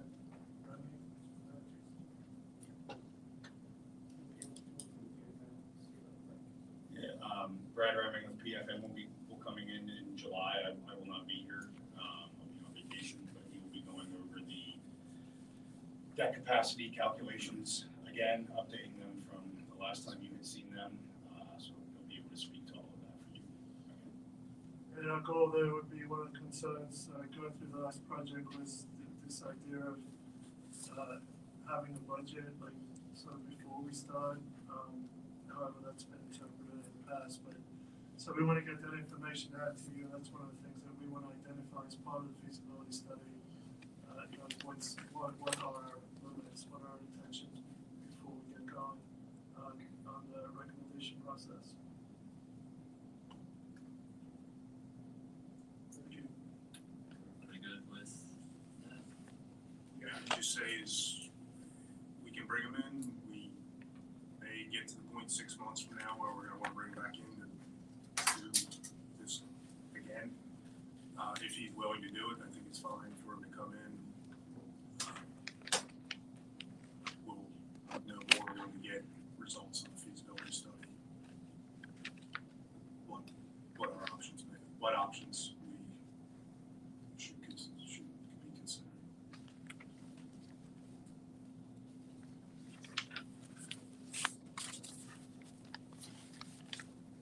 Else? All right, athletics and activities, Mr. Shirley. Thank you, Mr. Kyle.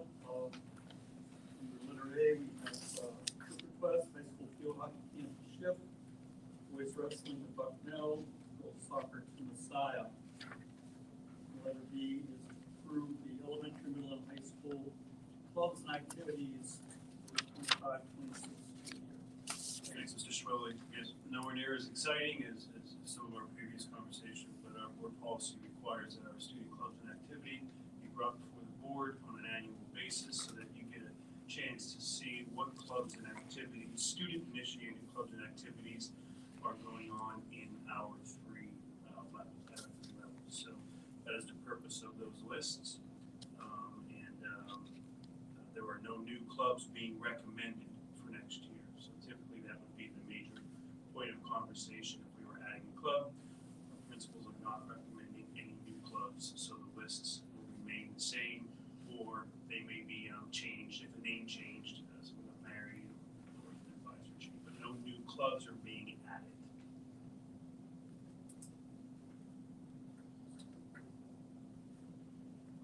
Discussion items, and then also Mr. Shirley is going to take policy. Thank you. Action items under letter A, we have policies for final approval. 103, discrimination and harassment of students. 104, discrimination and harassment affecting staff. 234, pregnant, parenting, or married students. 317, conduct disciplinary procedures. 317.1, educator misconduct. And policy 320, freedom of speech by employees in non-school settings. Thanks, Mr. Shirley. Final approval for those 6 policies. One, de minimis, non-substantive change to 320. We got some feedback that some of the factors of non-free speech and when we get involved weren't clear. We heard that from staff. So in 320, there were a few minor adjustments to the wording to try to clarify. That was it. De minimis, no substantive, doesn't require another 30-day sit. We just tried to make it a little more clear when his staff speech could be impacted. So I just wanted to say that about 320. And it'll remain right where it is. Be very clear on that. Matt, were those changes, did PSBA recommend we make those changes, or did stock leader, or just internal? Like, what was the process there? Because I see, there was a recent, in your review, there was a recent case that was decided, so. Yeah, so the original rewrite came from PSBA, and that was based on a PA Supreme Court case that was recently done, Carr versus Department of Transportation. That's where a lot of the language came from. And then after that initial read, since this does impact staff, it's staff speech, there was some feedback from staff that, hey, could you maybe clarify a little bit more those 4 items? And so those changes came because staff communicated that, hey, can you do a better job, maybe better, but try to clarify a little more. So the minor tweaks that you saw to the policy this month was at the request of staff wanting clarification. But the overall policy initially came from PSBA, Greg, and they were changes based on a PA Supreme Court case that recently played out in Carr versus Department of Transportation. Okay, letter B, policies for tentative approval, 916, volunteers. Yeah, interesting here. We were going through another situation, looking at clearances and things of that nature, and we noticed this policy, which was last done in when I was high school principal. Actually, it had 3 years instead of 5 years, and we all know that the clearances, the state police, the FBI, the 114, you have 5 years, right? And so one of the changes we're making to board policy 96 that we're recommending is that we correct that from 3 to 5 years. I think it's been like that probably for, I don't know, for a long time. And then 2 additions, which came from PSBA's recommendation, were that volunteers are still held to the child abuse and the arrest or conviction requirements. So those are adds to 916. So we're changing 3 years to 5 years to align with law. And we're adding 2 sections, one on child abuse. Reporting, our volunteers are still required to be mandated reporters if they notice something. So that's being added. And our volunteers are still required to let us know if they're arrested or convicted of anything. Those 2 were new adds from PSBA.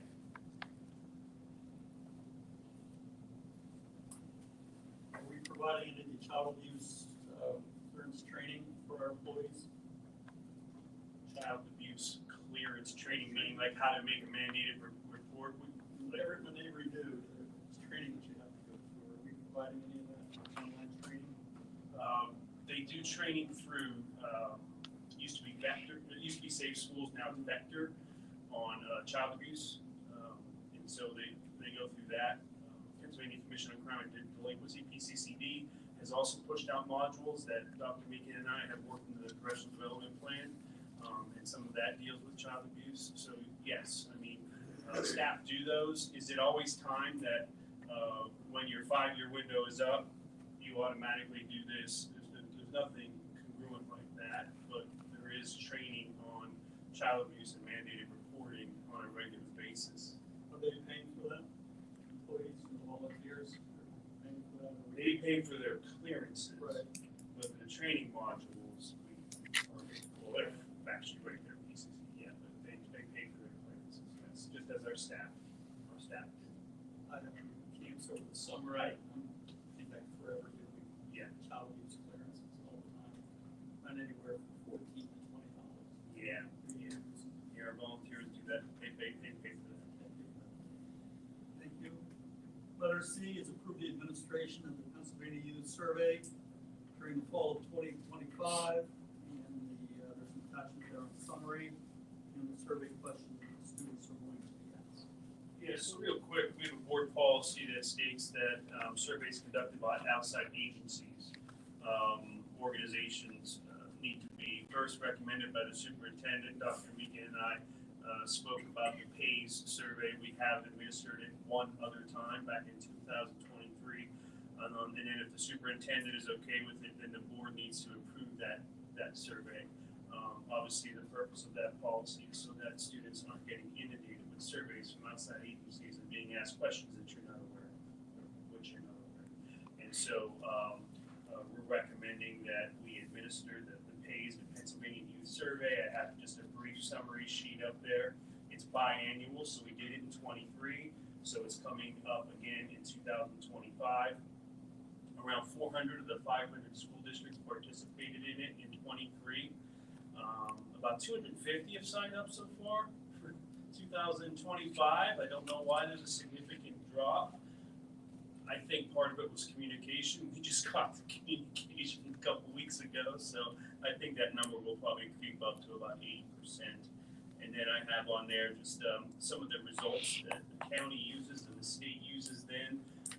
They are all disaggregated. There's no local data that's shared. Our students' data isn't shared. It's all aggregated together, and then it's used to determine on what grants will be offered and what areas do we need to offer programming for students that need assistance in what areas. And so we do get a local report back that goes directly to the superintendent electronically and a hard copy. And then he or she can distribute that then to us. But that local data goes nowhere else. There's only county level and state level data that's available for the public. So we would just ask that you would, next week, that you would approve us to administer that survey in the fall of next year. The window September through December, 40 minutes, grades 6, 8, 10, and 12. And then I provided questions there for you. So we have the parents of the students, they are allowed to see, I mean, they can see this survey. Absolutely. They also can opt out then, just to clarify. Absolutely. So we use a passive parent opt-out, right? So I have the letter attached to the document there that we used in 2023. And so you'll see that it informs the parent about what it is, that it's completely anonymous, that it's optional, that their student does not need to take it. Maureen, if you want to click on that here, there, you'll see down at the bottom, increase that. Opt out. Please complete this form and turn it in. If you do not want your child, and again, I do not give permission for my child to participate in this survey, and the child doesn't participate. And also there's kids who take it who just don't want to answer some of the questions either, and that's okay too. So yeah, so parents are provided this form to fill out and turn into the building principal. But only if they do not want, if they do not want their student or child to They just fill this out and turn it in exactly. but they don't give, they don't get permission, I mean, you don't have like permission slip to. We do not do that approach. We Okay. just we say- send it to everyone, Right. but we only ask them to turn it in if they do not wish. Because Clarify. there's far few that don't. Right. Just clarify. Yeah, Thanks. and we can adjust the questions.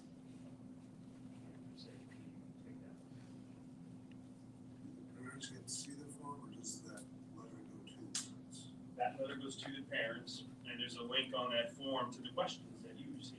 So parents can also see all the questions too, so they can make an informed decision as to whether or not they want their child to answer those questions. The fourth or sixth grader walking home with a piece of paper and stuff. Yeah, our principals do a great job of making sure it gets Yeah. to the parents, and it's 6, 8, 10, and 12, or 6th grade, 8th grade. That's it on that item. Thanks, Mr. Schwartz. Okay, anything else? Move to letter D, approve memorandums of understanding between NYCSD and Carroll Township, Northern York Regional, and Pennsylvania State Police, 25-26 and 26-27, two-year agreement. The attachments are there for Carroll, Northern York, and Pennsylvania State Police. So I did provide a summary executive document for this, but just FYI, every 2 years, we're required to enter into a memorandum of understanding with the police departments that we do business with, that service our schools. And as you can see in those memorandums that I gave to you, it outlines when we're required to report certain things to them, when it's discretionary, what they're allowed to do with the information, how we handle it if a student's identified for special education. So those MOUs are, they need to be redone every 2 years. So no changes to this MOU from the 2023 MOU, but we do need to get them approved. And they've been signed by the chiefs from each of the 3 departments, Chief Lash, Chief Wargo, and Chief Spangler. Any questions on that?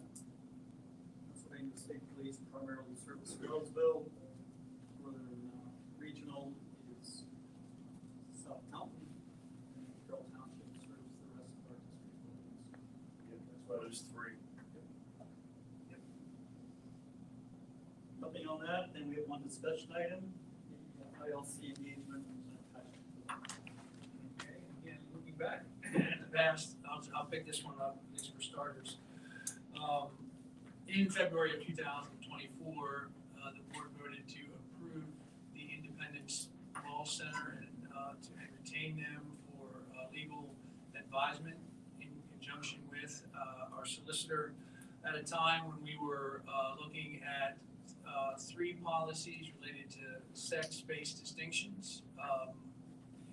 One related to student records, one related to athletics, and one related to labs and lockers usage, personal, private, multi-use facilities.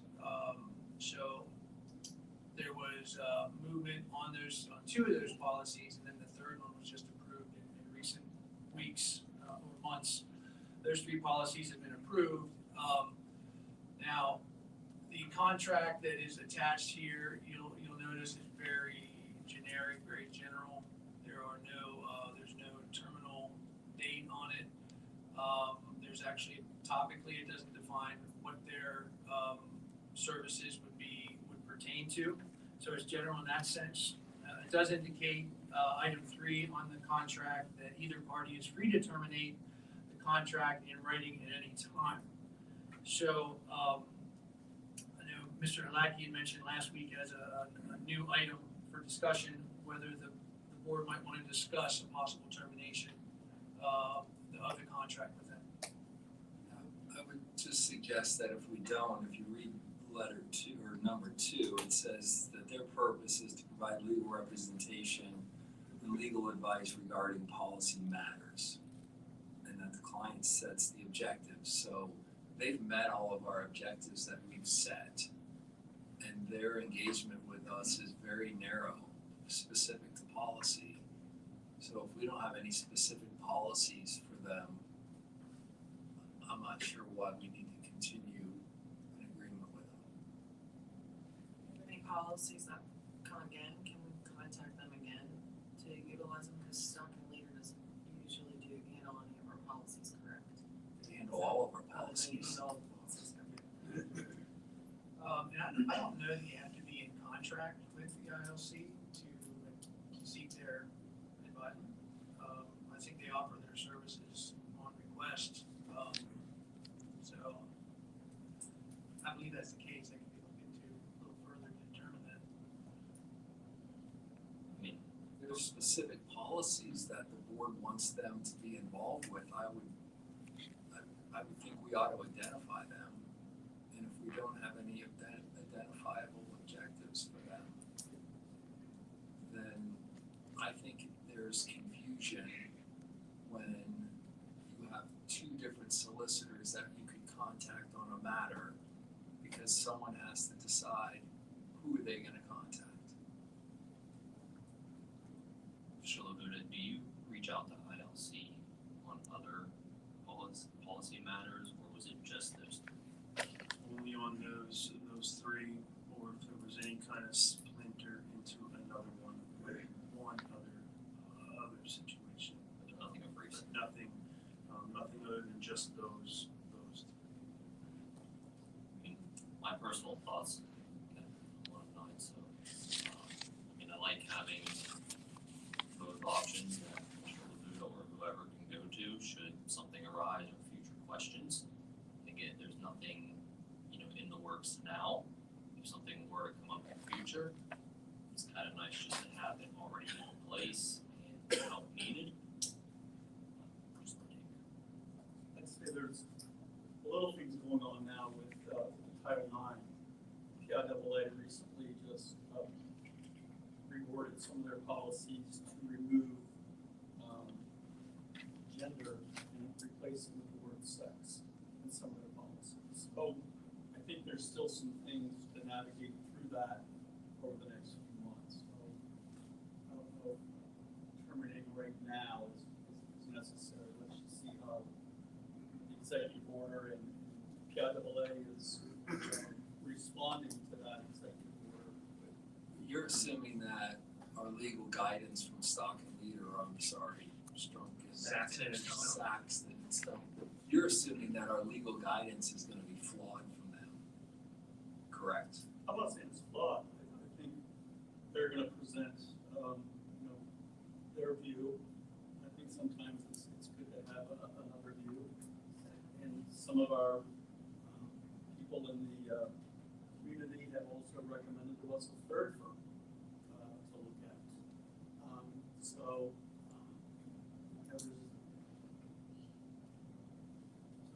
Mr. Labuda, would you be kind enough to pull up our board policy 9? It's contacting the solicitor.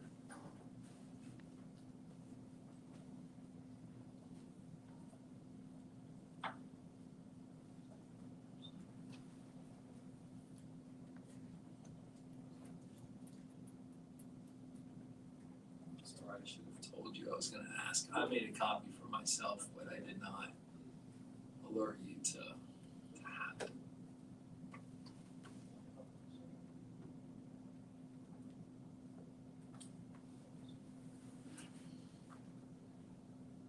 .009, Mr. 009, correct.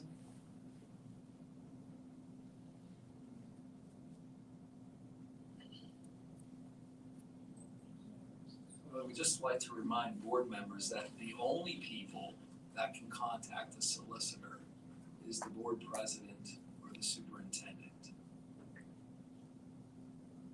And if any other board member has specific questions, they need to be in writing and they need to go through the superintendent or the board president. And so my concern is by having 2 or 3 solicitors for multiple matters, who decides which solicitor you're gonna contact? allow Mr. Kyle to decide which solicitor we contact for a legal matter? Or are you gonna let Mr. Kirkpatrick? Because I don't think we've been following this policy, and I think we should, or we should change it if we're gonna allow board members just to reach out to anybody they want at any time. So if I understand it correct, Saxton and Stump is our, according to policy, solicitor, Right. correct? Independence Law Center, how did we define it? Whatever. So, As so we have a legal contract with them, so they are acting as a solicitor, just like Bob Frankhauser is acting as a solicitor for our matters with Washington Township.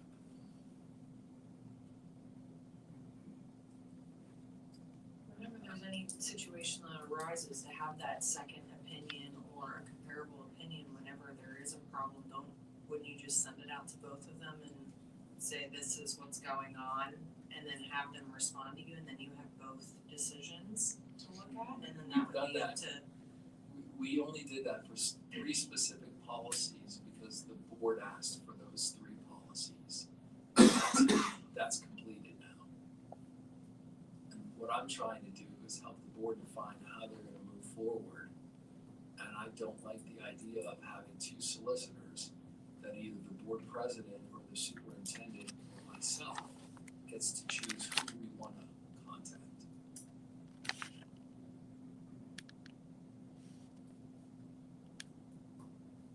Well, I think there could be, you know, in the context of things that change these days, in terms of cultural values and things, I think it is well within the possibility that some of the 3 policies they have worked on would be challenged. And we have someone on and off, you're hired, you're unhired, we'll call you when we need you. Doesn't sound, since we're so new into this cycle, we're really not very far into it at all. What was true, it seems like, and this is an exaggeration, what was true 5 minutes ago in the culture is not right now. I mean, it might be different now. So I think it's wise to keep it. And I think that policy should be changed because I think, I just think that anybody should be able to call the solicitor, whether it be Saxon, Stump, or ILC, or Bob Frank. That's completely not possible. Well, it is possible if the least you can call. so the issue, It's not your role to I'm not contact saying, them. I'm not saying it's my decision, but it's, if we're allowed to do it, we're allowed to do it, so. We're not, the policy says you're I know, not. I said, and I just said, I think the policy needs to be changed, I said that. I think the issue is then with your solicitor charging by the hour, you get 9 people to make a phone call, 9 hours a week, it adds up quick, and then all of a sudden, there's no checks and balances. So I don't agree with anybody being able to call their solicitor, but I do think the way that we have ILC structured now as legal advisors for going into these 3, policies, changing it now, whether it handicaps us or whatever, call it however, but I think given where we are, it would make sense to hold on to them for at least a little bit longer. It doesn't sound like they're being back-ended or something. Is it an issue that other people are calling them? Like, Yes. because you're saying, It the is. way that you're saying It's an it. issue, correct. So by having one person on the board make contact with them and advise all of the board members, then everybody is making decisions from the same information. Right now, if Mr. Becker decides to call them, he's the only one that knows what that conversation is. Or Mr. Miller, or myself. So maybe it should have just been a reminder of policy that specific person that was doing that out of line, so to speak. I'm questioning what the value is of having 2 solicitors for the same. Having a second Same opinion, items. just like that you have 2 different doctors. A lot of people, I'm just saying, in comparison, having a second opinion. So what we do is relatively unique to Northern by having two solicitors. Unique place. Understand that. But someone needs to be able to make the decision on who we're calling. Well, isn't that in the policy? It's either that person or that person who's making the call. Right. So when you're sending the information out, you send it to both of them. If there is a problem and you want it to be reviewed by both, that doesn't seem very difficult to send it out to both, because it's probably an email. And then receive the information back and then review it based on this opinion and then the person who's in charge of making that decision reviews both options and makes their best judgment call. My question is, who gets to decide when we bring ILC in to review policy? Why didn't they review some of these other policies that are under review now? So we're in a conversation on that. That's why I wanna have this discussion. I think it was brought up, whenever the young lady had the incident in the bathroom. I think it was the end of 23, that kind of pushed the conversation forward. At that time, I think I brought it up, Mr. Miller took over policy, and then it kind of went from there. So, for me, on policy, I normally deflect to whoever is on it, and Mr. Labuda with Mr. Kirkpatrick. I think the issue is even if you take their name off of legal advisor, solicitor, whatever, it's not gonna stop anybody from calling them. I mean, you can't. Should. I understand it should, but it's not. I mean, like we're not We babysitters. either follow our policy or we don't. Yeah, we need to follow our We policy. gotta follow our policy. No, I agree, I think we should. What I'm saying is whether you have them on this piece of paper or not on a piece of paper only, if somebody wants to reach out and call them or call ABC law firm at who knows where, like, they're gonna do it. I mean, I understand for policy's sake. I would hope that they would execute their job as board members with fidelity and follow policy. I agree, I think to help us, to maybe clarify, maybe update policy, I don't know that taking them off as legal advisors is gonna change anything. So, part of the reason for this is to try to decide, what does the board want for their scope of involvement? Are you gonna keep it limited to those three policies? Or are you gonna allow the future superintendent or the future board president to say, hey, I think I wanna have them review a new policy, or I wanna have them review something else? Would we be able to tackle that at the time? Why would we have to decide that tonight? Or we pay them per service, correct? It's not like a contract that we pay constantly, so it's just basically saying that we're working with, like, this piece of paper says, if we need to call you for something, we have the okay from you and from us as a district to contact you, right? We're not paying, we pay them per instance or whatever. So there's no payment at all, it's all pro bono. Okay, so. But our agreement was for three policies. Well, Although then it's broad, our agreement was we were gonna utilize your services for three policies. That's completed. So that's my question is, does the board wanna open them up to all policy at the will of the superintendent or the president?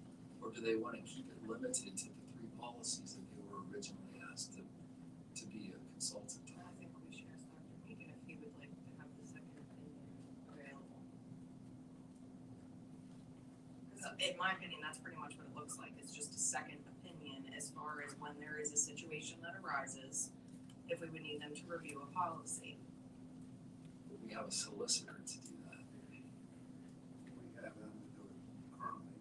So you're asking, kind of the thing, do they bring value to the situation is a question that comes to me. Do they bring value, or in other words, are those three policies of any merit to the school district? In my estimation, they are. If they ever need to be defended for any reason, they do it for free. So I think, do they bring value? Do the policies bring value? And if they do, in my estimation, we keep them. If they bring no value and we, it's leading to confusion, it's not confusing me, we go to them for that type of policy.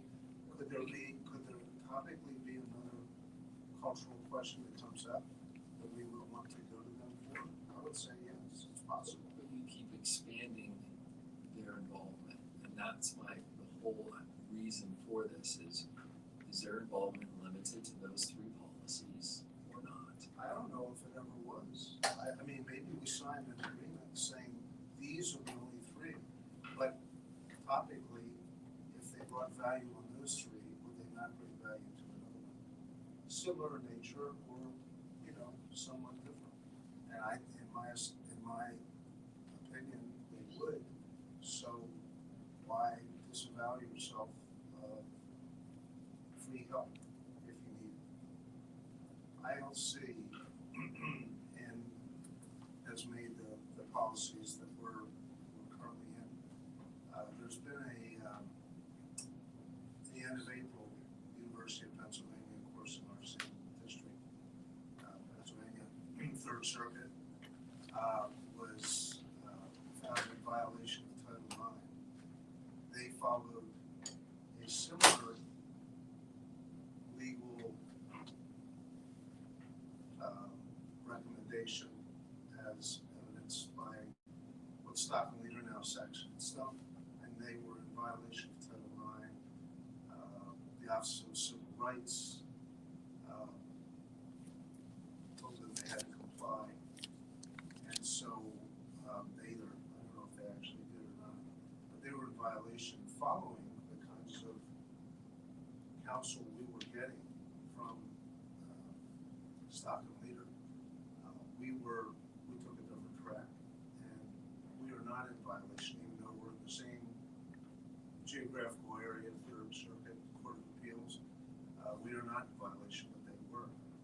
Of course, they have probably a lot more attorney power and law power than we do, so I don't know how it worked out. But the question is, did the policies, for me anyway, is did the policies bring value? If they were not really so good, why don't we just get rid of the policies too? But if you do that, then any defense of those policies or any others like it that come up in the culture, we have a pretty quickly changing culture. So if we assume that nothing else is going to come up, the license ceilings, that would be a different assumption than I would be.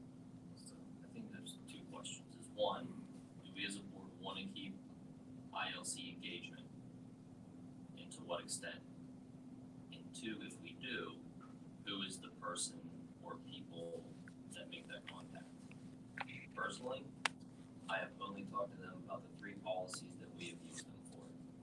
I would hope that if the president is delegated in the future, they would abide by those same rules, or at least communicate out to everybody and get the full board's approval. Whether that happens or not, I'm not gonna be here to find out, so hopefully someone with a lot of character that, has it. So, let's tackle first question. Do we want to continue the engagement for ILC, yes or no? And then subsequent to that, to what extent? And then we can figure out, who that contact person is, if that makes sense. I don't think it hurts us to have that person in your back pocket pretty much to get a second opinion if something arises that we need to ask a second opinion. So you're saying keep them for all policy or just those 3? I think for for anything and everything that we would need a second opinion on. Okay, John? I think that one of the main things that they indicated, which was, if you face any legal challenges or a lawsuit coming after you, we're here to defend you. Right, wrong, or different, we're sort of stuck with them because there would be some sort of challenge.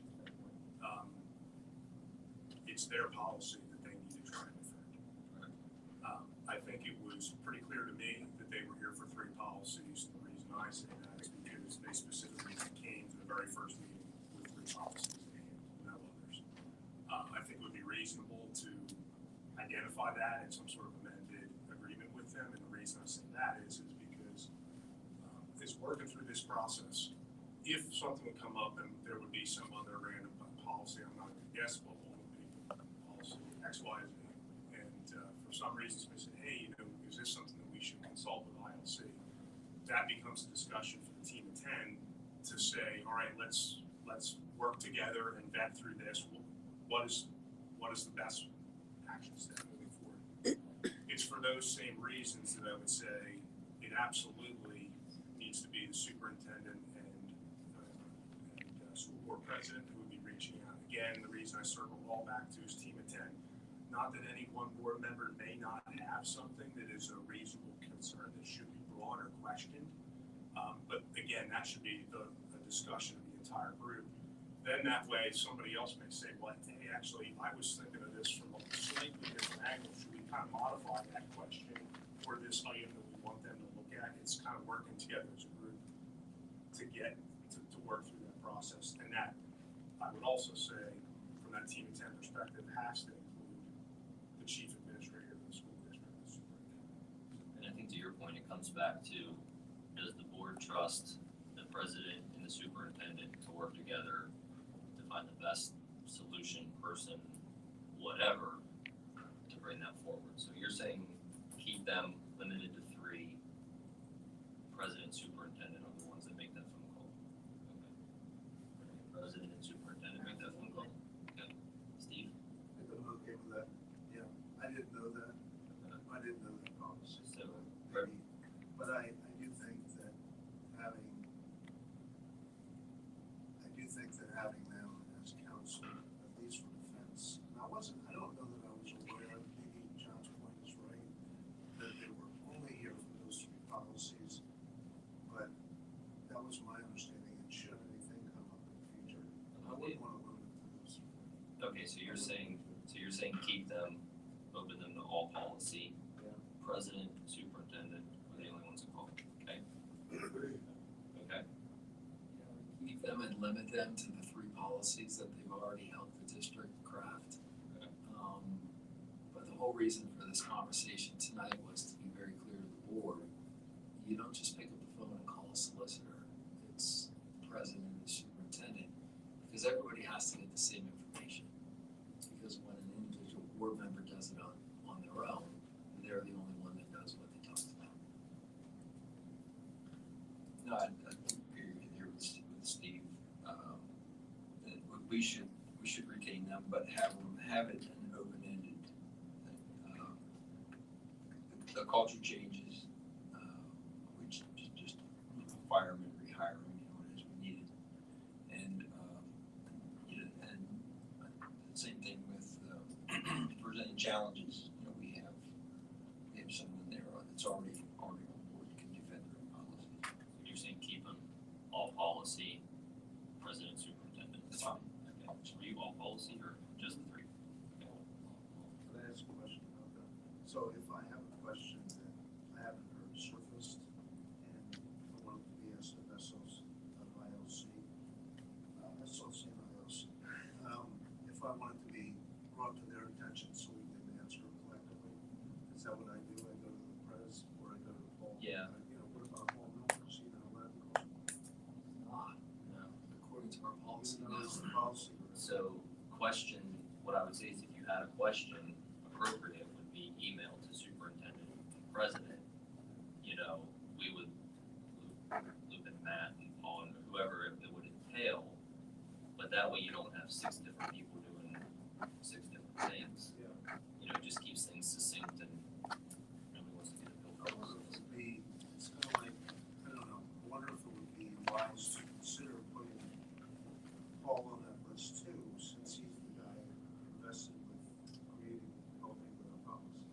I mean, I wrote it by one person, and doesn't mean he's gonna go,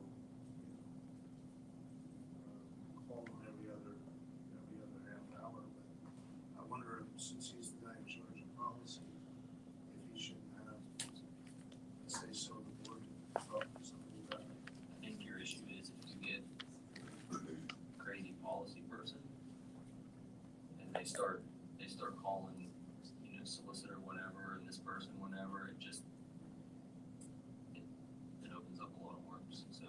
I would say I'm fine keeping them. I would leave it up to president and superintendent to make that call on, you know, if they feel like they need to loop them in on any or all policy, but it would be limited to those two.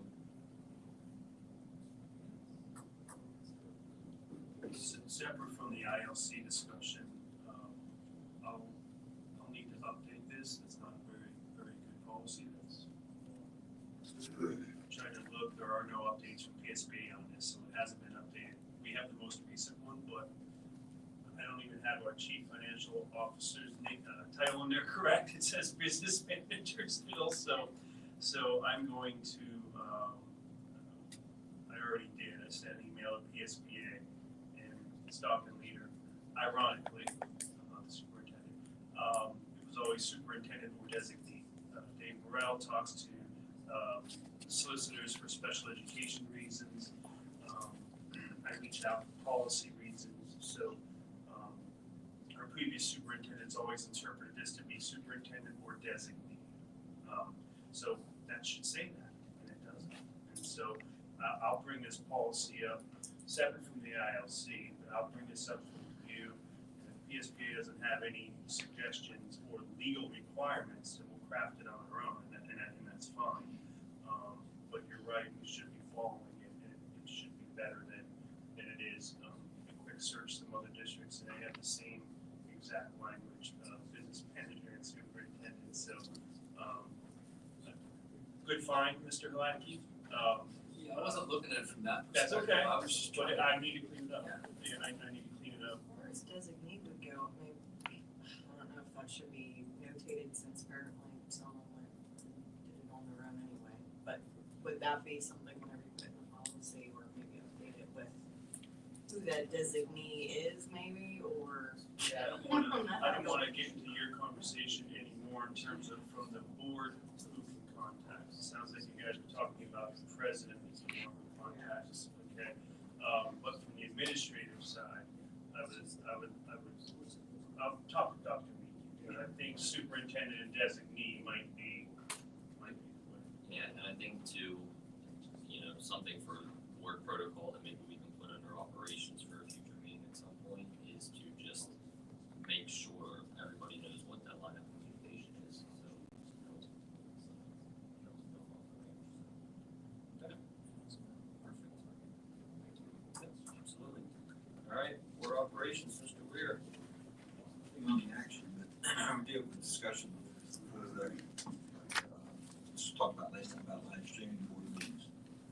And I hope someone else has some information on it. Yeah, absolutely. I dropped that in there, Mr. Weir.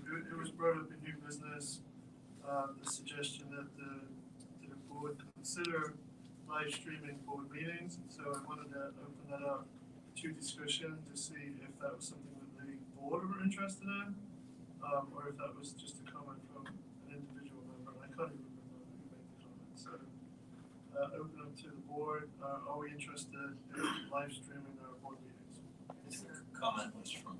It was me. Oh, Yeah, really? and plus, I apologize. I think from the. Yeah, we've had no public any just- comment also. Yeah. Do you want to open up our discussion, Renee? Sure, I don't have much discussion. I mean, my kind of thought process was maybe including the students in whatever, like our journalism classes or, you know, I don't know our whole scope of what classes are available. You know, even the tech kids with, you know, video equipment or what, you know, or photo, or photography classes. So if you could tell us what you were thinking in terms of like what you hope to achieve, we'll figure out the details and bring a proposal to you. So what were you hoping to achieve or as a board, not just to Not just put me. it, not just to put it back on this board, but is there an interest to have some sort of live streaming of the board meetings? I guess that's the first question. That's like Yes, I think you have like a two-part is, Yes. one, do we wanna live stream, and two, can we incorporate student bodies in some way or the other? Yeah. I think live streaming is great, I think it helps transparency and board communication to the public, I think it is needed, and I'd be in full support of it. Okay, definitely had some constituents reach out to me this week, and they're definitely in favor of it, and I would be in favor of it as well. Yeah, I'd really like to know what that looks like from a district's perspective, cost-wise, and like having students come in and, you know, live stream meetings till 9 or 10 o'clock at night, you know, if that's practical or not. On a school night, you're playing sports, you got an exam the next day or something, like, I just wanna be careful that we're not Yeah. taking. Again, I think the student thing is a totally different question. You know, interest, correct? Yeah. Yeah. Yeah. Agreed, Mr. Lackey, yeah, just, and just, you know, the cost perspective or the technical end of it there, you know, it's involved. Okay, so I'm hearing yes, we want to move forward, so again, just to keep things moving on, so we did ask, Mr. Sullivan if he could look into some options, so there's a couple of options here for you to consider. So, we'll start with Mike. Yeah, I mean, I have questions, not really options. Some of the things that I would need, that I would like to understand from the board are things like, what kind of platforms do you want to use? Do you want to use one platform, for instance, YouTube? Do you want to do multiple platforms, YouTube, Facebook, Twitter, X, whatever they're calling it these days? Would we need to, whatever setup we come up with in terms of cameras, microphones, that sort of thing, would we need it to travel when we go to our board meetings at Wellsville, or when we have a board meeting at the high school auditorium, or sorry, the high school cafeteria? Does this setup need to be able to travel? Do we, and Mr. Labuda is going to address whether we're required to do so, but another question I would have, is this a stream only, or would there be public participation? That's going to determine what type of software and equipment we use. I would caution that would probably create many more problems, technical problems, and expense. But it's a question. And then other things like how many cameras are you looking for? Do you want something that focuses on whoever's currently speaking? How produced do you want it to be? I mean, this is something that we could probably automate with minimal input, given the right equipment, or do you want someone here? And I think Ms. Bourgeois suggested that. Do you want someone here running a board and essentially producing it? So those are the kind of questions that I have and the options that are available. So that's kind of a starting point for me. I sort of had a huge intake of breath when Mike said participation. So I Yeah. take it that you're interested in live streaming. I think the streaming meeting Yeah, without streaming. participation. That public Yeah, I comment think still needs to be streaming done only in is- person, I yeah. think that needs to be. As far as, to me, as far as the travel goes, and the few times that we actually are in other buildings, I don't know if that's necessary. Okay, so Not me personally. we'll start to put some options together for the board around that, and then Mr. Labuda had looked into some different options that the school district are using, because we'll need a policy to govern the meeting. So Matt's going to give us a 30,000-foot view of some of the considerations that other school districts have. Would you like to do it tonight? Yeah, okay. I think so. Just, Yeah, real quick. just brief, just so Yeah. the board knows what we're dealing with. Yeah. Real quick, PSBA and our solicitor, neither recommends a specific policy for live streaming. Both state that, neither has one. And both state that what we have currently in 903 and 006 is suffice.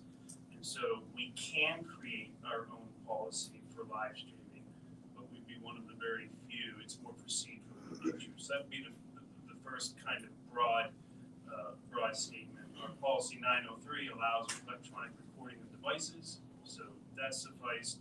And 006, which is the most important thing, says recordings are not the official record of the meeting.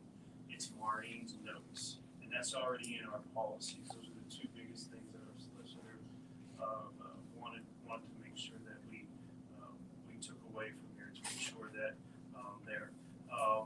sunshine that applies to live streaming, as long as we have a physical meeting.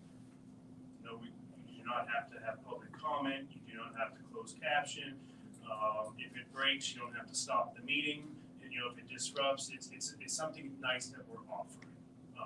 And so you keep that, I guess, in mind. The closed captioning would be nice if we can do that. And if so, the chooser could select whether or not they have it instead of it just being there for everything. Archiving, very important topic to discuss. Districts who live stream do not archive. Okay, so the second the board minutes are approved, that stream goes away, and that's the longest districts typically have their board meetings up for review. They're not archived as a record, so that's another topic we would have to discuss. We already talked about, we would put some notes on the agenda, just to remind people that this is being live streamed, so people know that it's being live streamed. And we would also add something regarding the opinions expressed by any member of the public, not necessarily reflect the opinions of the district, because now it's being live streamed. So there's a couple things we would want to add there. And so I think our policies look good in terms of what we have in place. We want to decide on how, we want to decide on archiving, and we've already decided on public comment. So those would be some of the things. So trying to maybe knock this out for you. Is everyone okay with the framework that you came for the archiving time? Okay, perfect. Multiple platforms, yes or no? I think we could develop a proposal around that and bring it back to the school board. I mean, now, knowing that there's no policy and that we'll have to set 30 days, I think we can turn this around pretty quickly. I would suggest that, July is the double board meeting, and we also have an 8-week summer. So I would say that we should be able to, I would like to get board, it doesn't sound like we need board approval on it, because like Matt said, it's more logistical, but it is a big change, so I'd like to get the board to approve it, just to give it the official vote of confidence, to get that on the agenda. So if we could bring something to you and say August would be our goal, again, to short summer at the latest September, would that be satisfactory to the board? We've been live streaming our athletic events for a number of years. Yeah, those districts that have a live streaming policy actually have one for everything: classrooms, lessons, athletics, board We use the Boston also at the Livermore Field, live streaming for probably 5 or 6 years now. All right, thank you. Any business? All right, we have an executive session afterwards, and yeah, for personnel, and with that, thank you for coming.